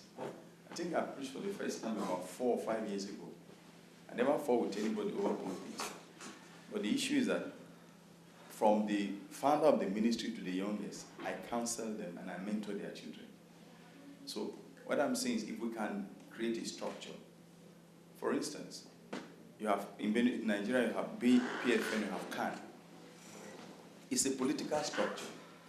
So why don't you allow yourself to be mentored, then collapse into the political system like she's saying. And then if I come, I bring you up, we expand, we project one of us up. He takes over the leadership position and you're helping. For instance, the governor of Benue State now is a wonderful child of God. But he's struggling to take decisions because he's surrounded by people who don't operate biblical principles. So sometimes He wants to buy a car for 3.5 million. They say, no, this man supported our election. Give it to him for 7.5 million naira. Or because the church said it's a dirty game. But I disagree. I said politics is a game being played by dirty people. So if clean people go into politics, so what she has taught us now is that we have to go back. For instance, we plan to set up an NGO. They said, why don't you start a church? I don't know what they mean by the NGO. To me is my church. Because that's the pulpit I'm going to reach out to people. So if we can experience a paradigm shift to think that here is where the church, we think the big structure is the church. We don't know that this is the church. And then we don't also know that our work is in the marketplace. For instance, Abuja, I don't know whether many of you know that. Abuja was built and designed for Freemason and occultism. And you see, most of the buildings you have there, the public buildings you have there are Muslims who were sent from Saudi Arabia, many places, who came and worked as laborers to write Quranic verses and put in the foundations of those houses. How many Christians would think it's worth being a laborer to do something to witness to people like that? So, in essence, we need to, those of you who are pastors, you need to a little bit introduce politics as Bible study. I come with another thing. Because we teach about money, we teach about this, but we don't teach politics. So we don't even, in fact, you mention politics, they are just where you are. So we need to introduce politics, because of what she's saying, what we learn, need to introduce politics as Bible study, so that we can take biblical principles and apply in politics. So I'm happy listening to you. Thank you very much. I'm happy to share with you. I wish you to succeed using this presentation and the ideas I've shared. So I'll be happy when this works in your life, because my understanding is that one of the reasons is why politics is a dirty thing is because Christians don't want to go there. They say, no, it's dirty. It's dirty. It means there is no light there. Who are the ones who have to bring light there? Who are the candles? Who are the candles for the world? Politics is also part of our world, and the light is also needed there. Yes, please.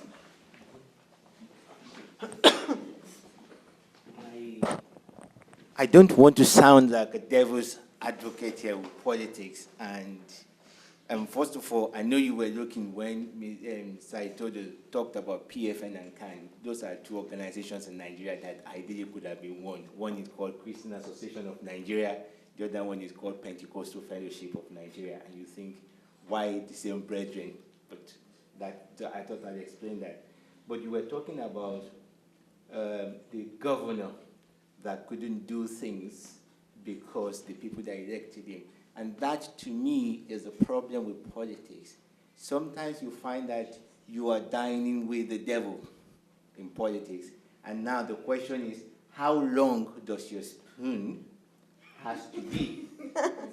Does your spoon? Because when you want to dine with the devil, you must dine with a long spoon. And the reason why I'm saying that is, for a long time in the UK, in my town, the head of one of the political parties is somebody I know very well.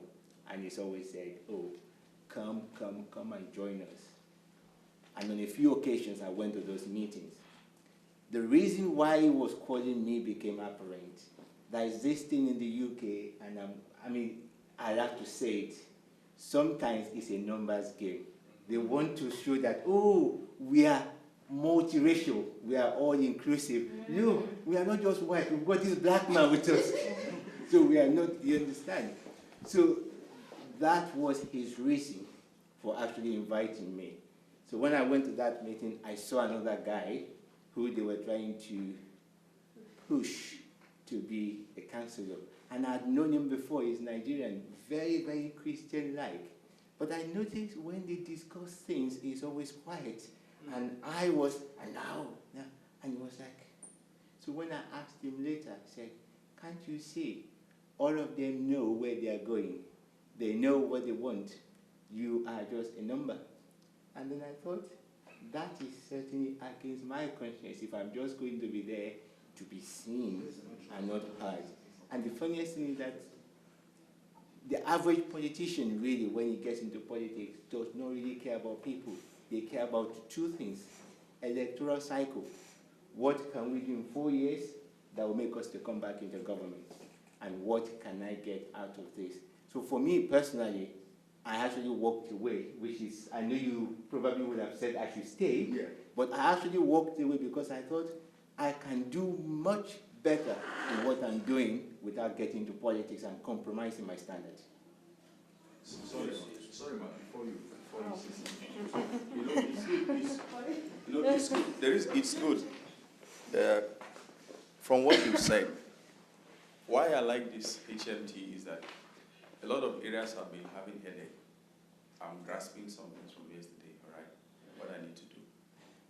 Our problem as Christians is that we always, we have been given this mindset of testimony. Oh, I just prayed, I bid the contract, $200 million contract, praise the Lord. You see, we are not concerned about this menial, little beginning stuff, starting from the beginning. When I counsel young men and women, they said, girls, I want to marry a man that is made.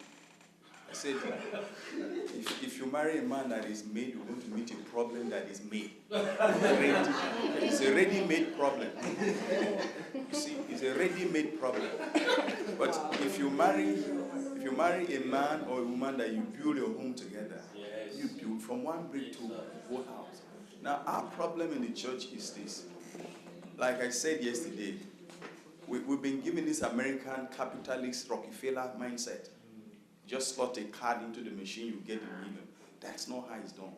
We must learn to build. You see, PFN is an arm of CAN. There are 5 blocks of CAN. Now, what I'm telling them is this. What made me, I became bankrupt. What made me I became bankrupt from 2011 is because I sponsored the political party. 2003, I tried that. 2006-07, I was silent because people were not for it. But 2010-11, I mopped out everything I had. Then I laid the structure of Labour Party in the 23 local governments. So I spoke to the church. Now, what we should do is, as you teach Bible study, politics as Bible study, people now begin to discover their calling in the area of politics. If, for instance, like Abraham Lincoln, you start from county, it doesn't work. You go to the House of Assembly, but as you're going, you see you are expanding. You're getting more people. Are you hearing me? You get more people. The awareness is coming. By the time you get to the next election, from 10 you may have 100 people. Okay?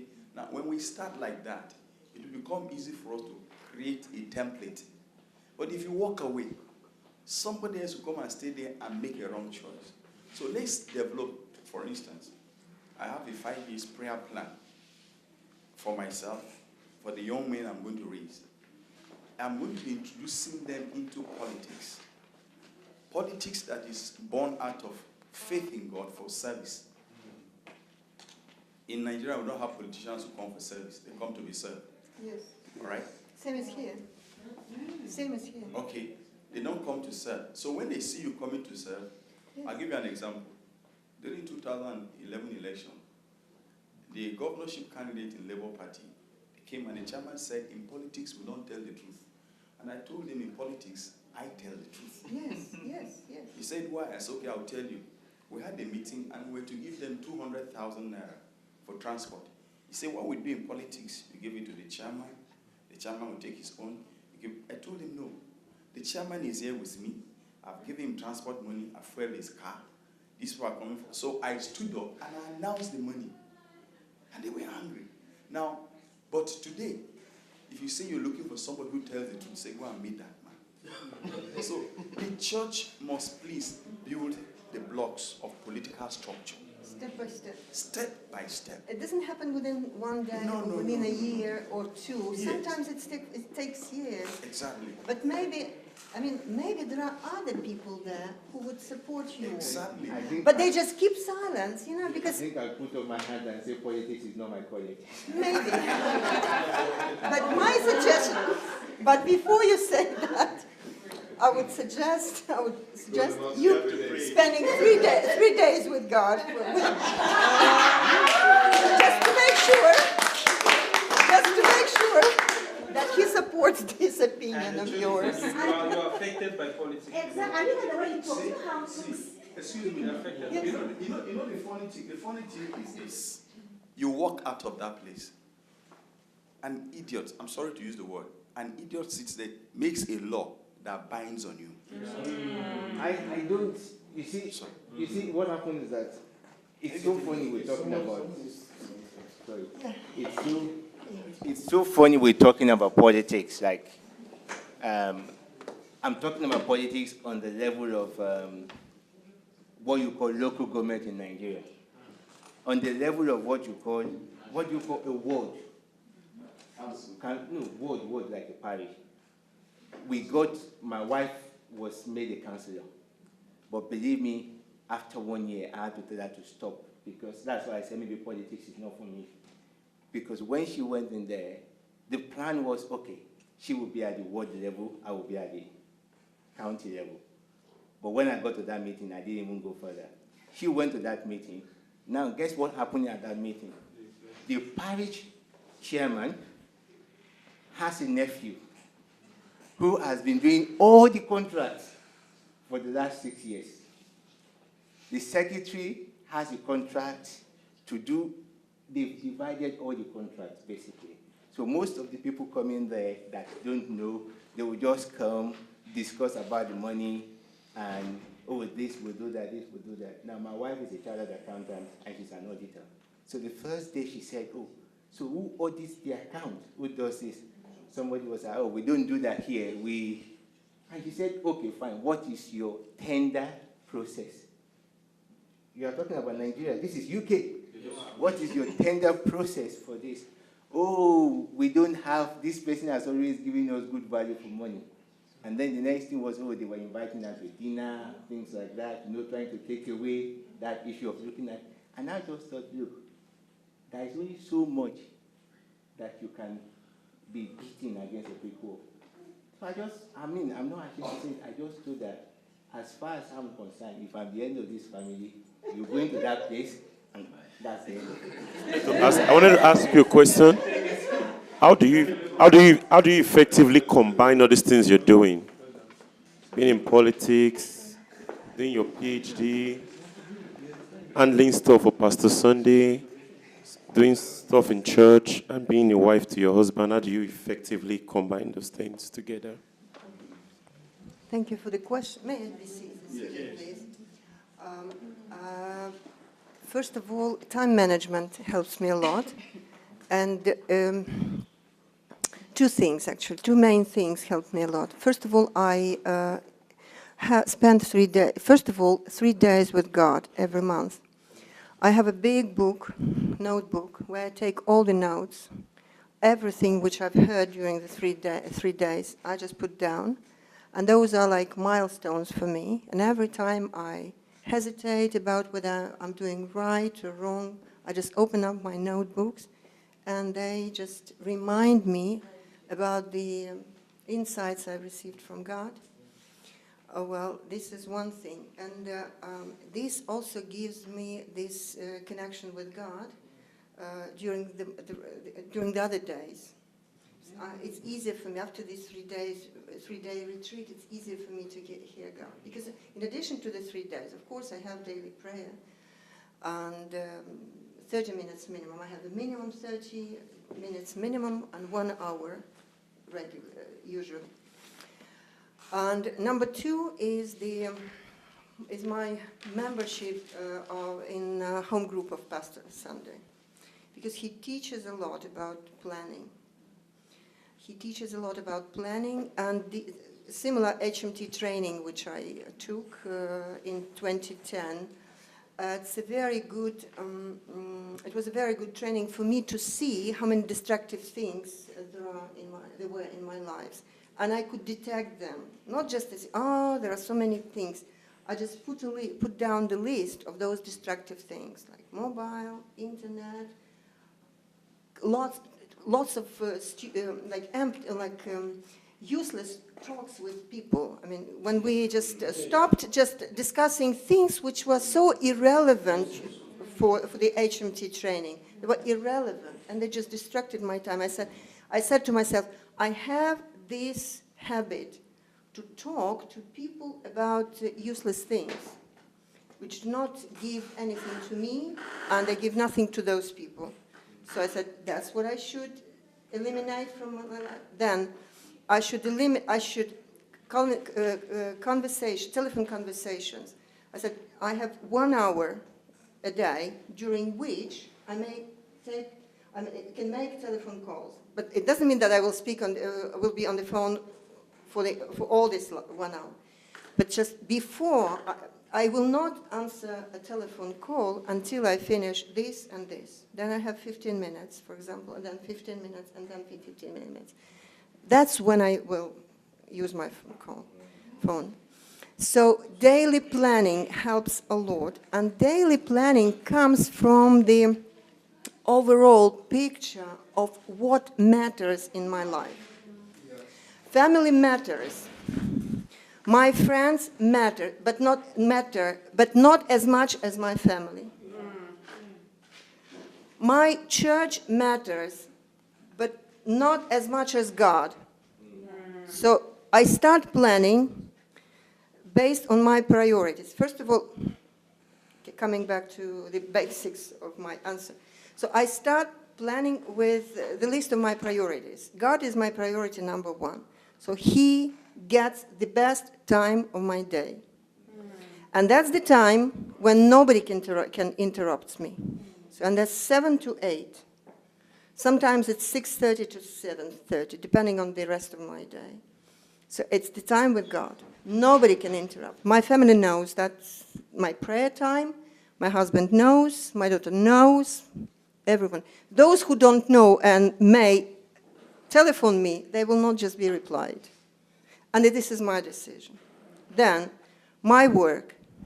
For example, when I worked full-time, it was 9-hour working day, sometimes plus 1 hour to go to the office and 1 hour to come back from the office. So that's time for work only.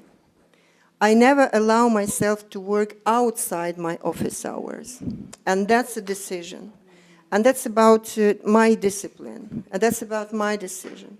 And I'm just more focused during my office hours. And I do more. I'm more effective. And I do all my planning and thinking and everything which relates to work during my office hours. When I leave, I leave. That's it. Then I say, for example, my home group. So what do I do with my home groups? I have we have weekly meetings. We meet before the church, before the ceremony on Sunday. So I just think about how much time and when exactly I choose that time during the week. And that's the time which I spend with them. And a home group is normally lasts for 2 hours. So 1.5 hour. So then I take this 1.5 hour and I plan this 1.5 hour there just to use every minute effectively. So, and that's the time when I only think about my home group. And I have a planning. So every time I plan every meeting. I have the topics, I have the Bible verses we need to think about, I mean, like topics for discussion, everything. And I always plan sometimes to just discuss things with people. When the group is over, if there is not something extraordinary we have to address, no extraordinary issues we have to address, all home group members get their assignment and they leave. They go. We very rarely stay until 12 or 11 in the evening.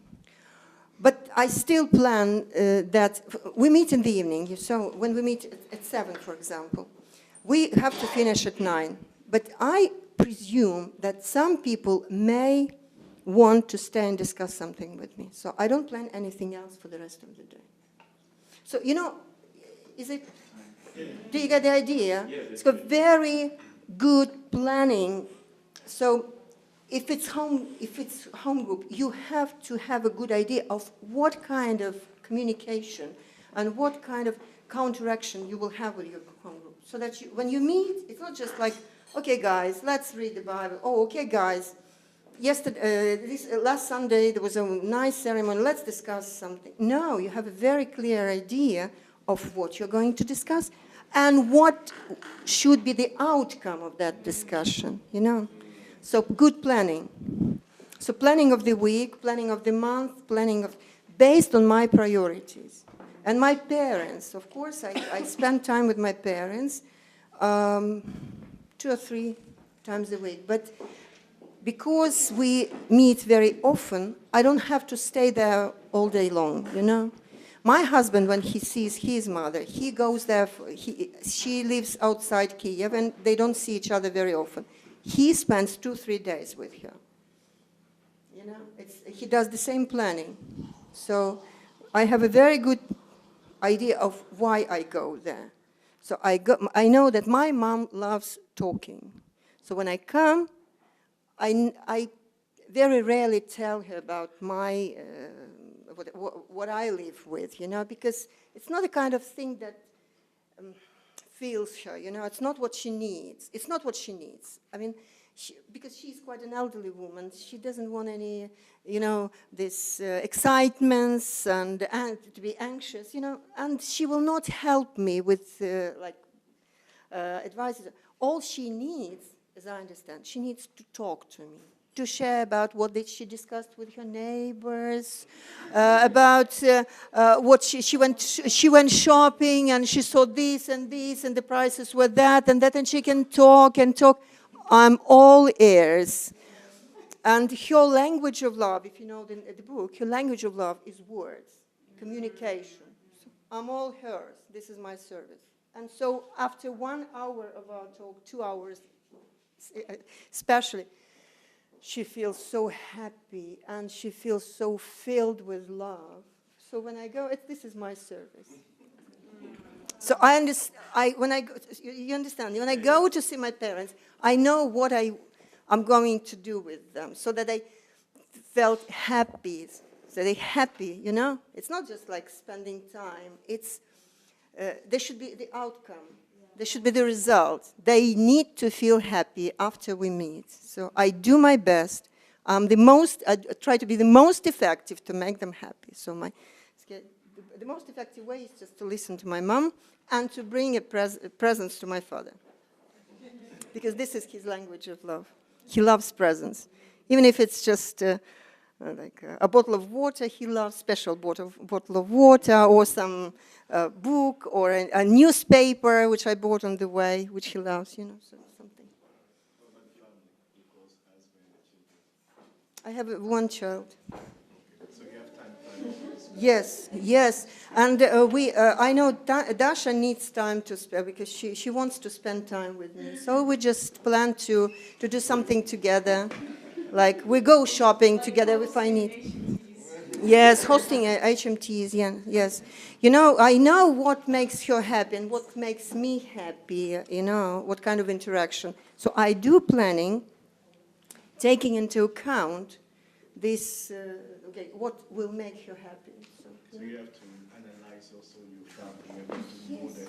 Yes. So I do a lot of. You know yourself, but you have to know. Sure, because I need to know, you know, because as I understand that many people want different types of interaction and communication, and in order to make it in the most effective way for them, you need to understand what they expect, what they need, you know, what kind of service of yours they need, whether it is a gift or just a kind word or just a hug or lots of hugs or just going out When I worked a lot, for example, we didn't have much time to spend in apartment with my husband and my daughter. So we just went out for dinner or lunch together. But I know that I need to do this at least. We need to meet minimum 3 times a week. So I do my planning during the week. Based on that. Did I answer your question? Very well, thanks. You're very welcome. You have to finish, unfortunately. It was my... So we have to finish. But I would like to say that it was a great time for me. Thank you for this pleasure and for making me happy. Because I like this, I like teaching, and you gave me this opportunity to do this for you. So I wish you all the best, and may God bless you. And I wish you the best progress you can imagine and you can't imagine. And I'm sure that you will take the most necessary things with you after this training. And it's a training for history makers. So I wish you to become true history makers in your societies. So all the best to you. May God bless you.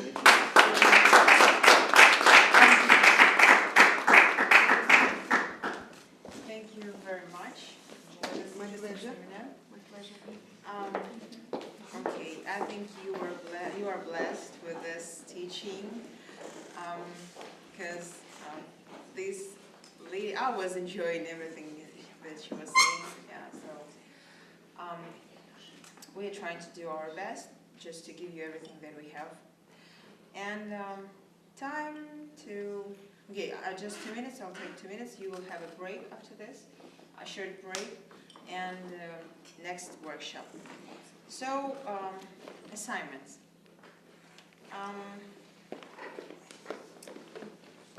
I'm not very happy because your assignments worse than yesterday, like the previous one.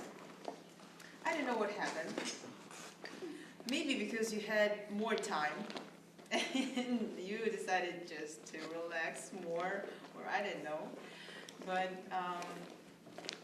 yeah, that was not good enough. And just, it's not, I hope you understand that your assignment is not for us. Of course, I hope you understand it's not for us. We don't need it. It's for you, because here it's much easier to write down all of it. It is much easier to plan, to think, to focus on this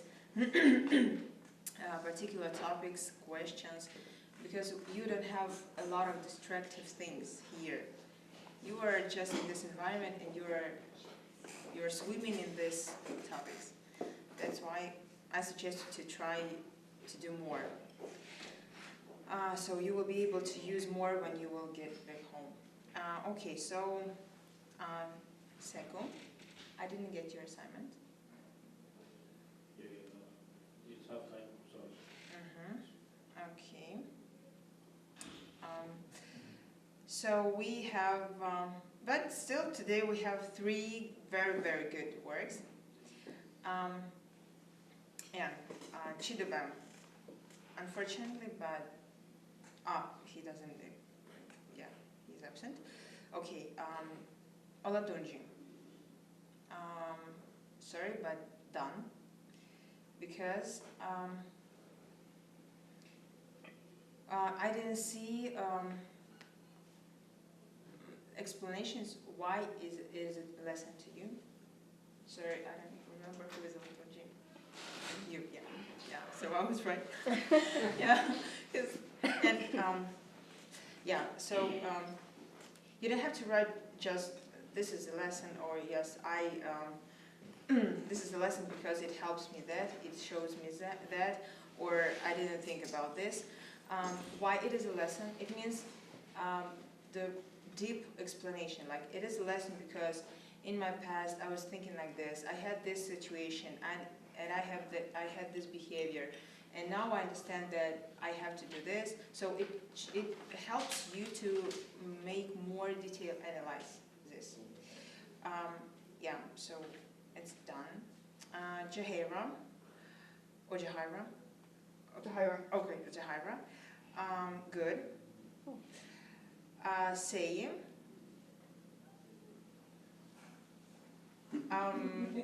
I was especially disappointed because it's done. It is not detailed at all. And I was like, oh, maybe I should write Pastor Abraham something.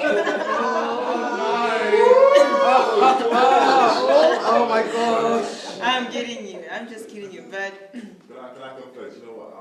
It's no excuse, but I mean, I knew it was going to be a dumb scenario because I was exceptionally intelligent yesterday. I believe you. Yeah. I believe all of you that it's not easy. I believe you. But yes, it's not an excuse. So yeah, it's done. Okay, Samuel, good. Why good? It was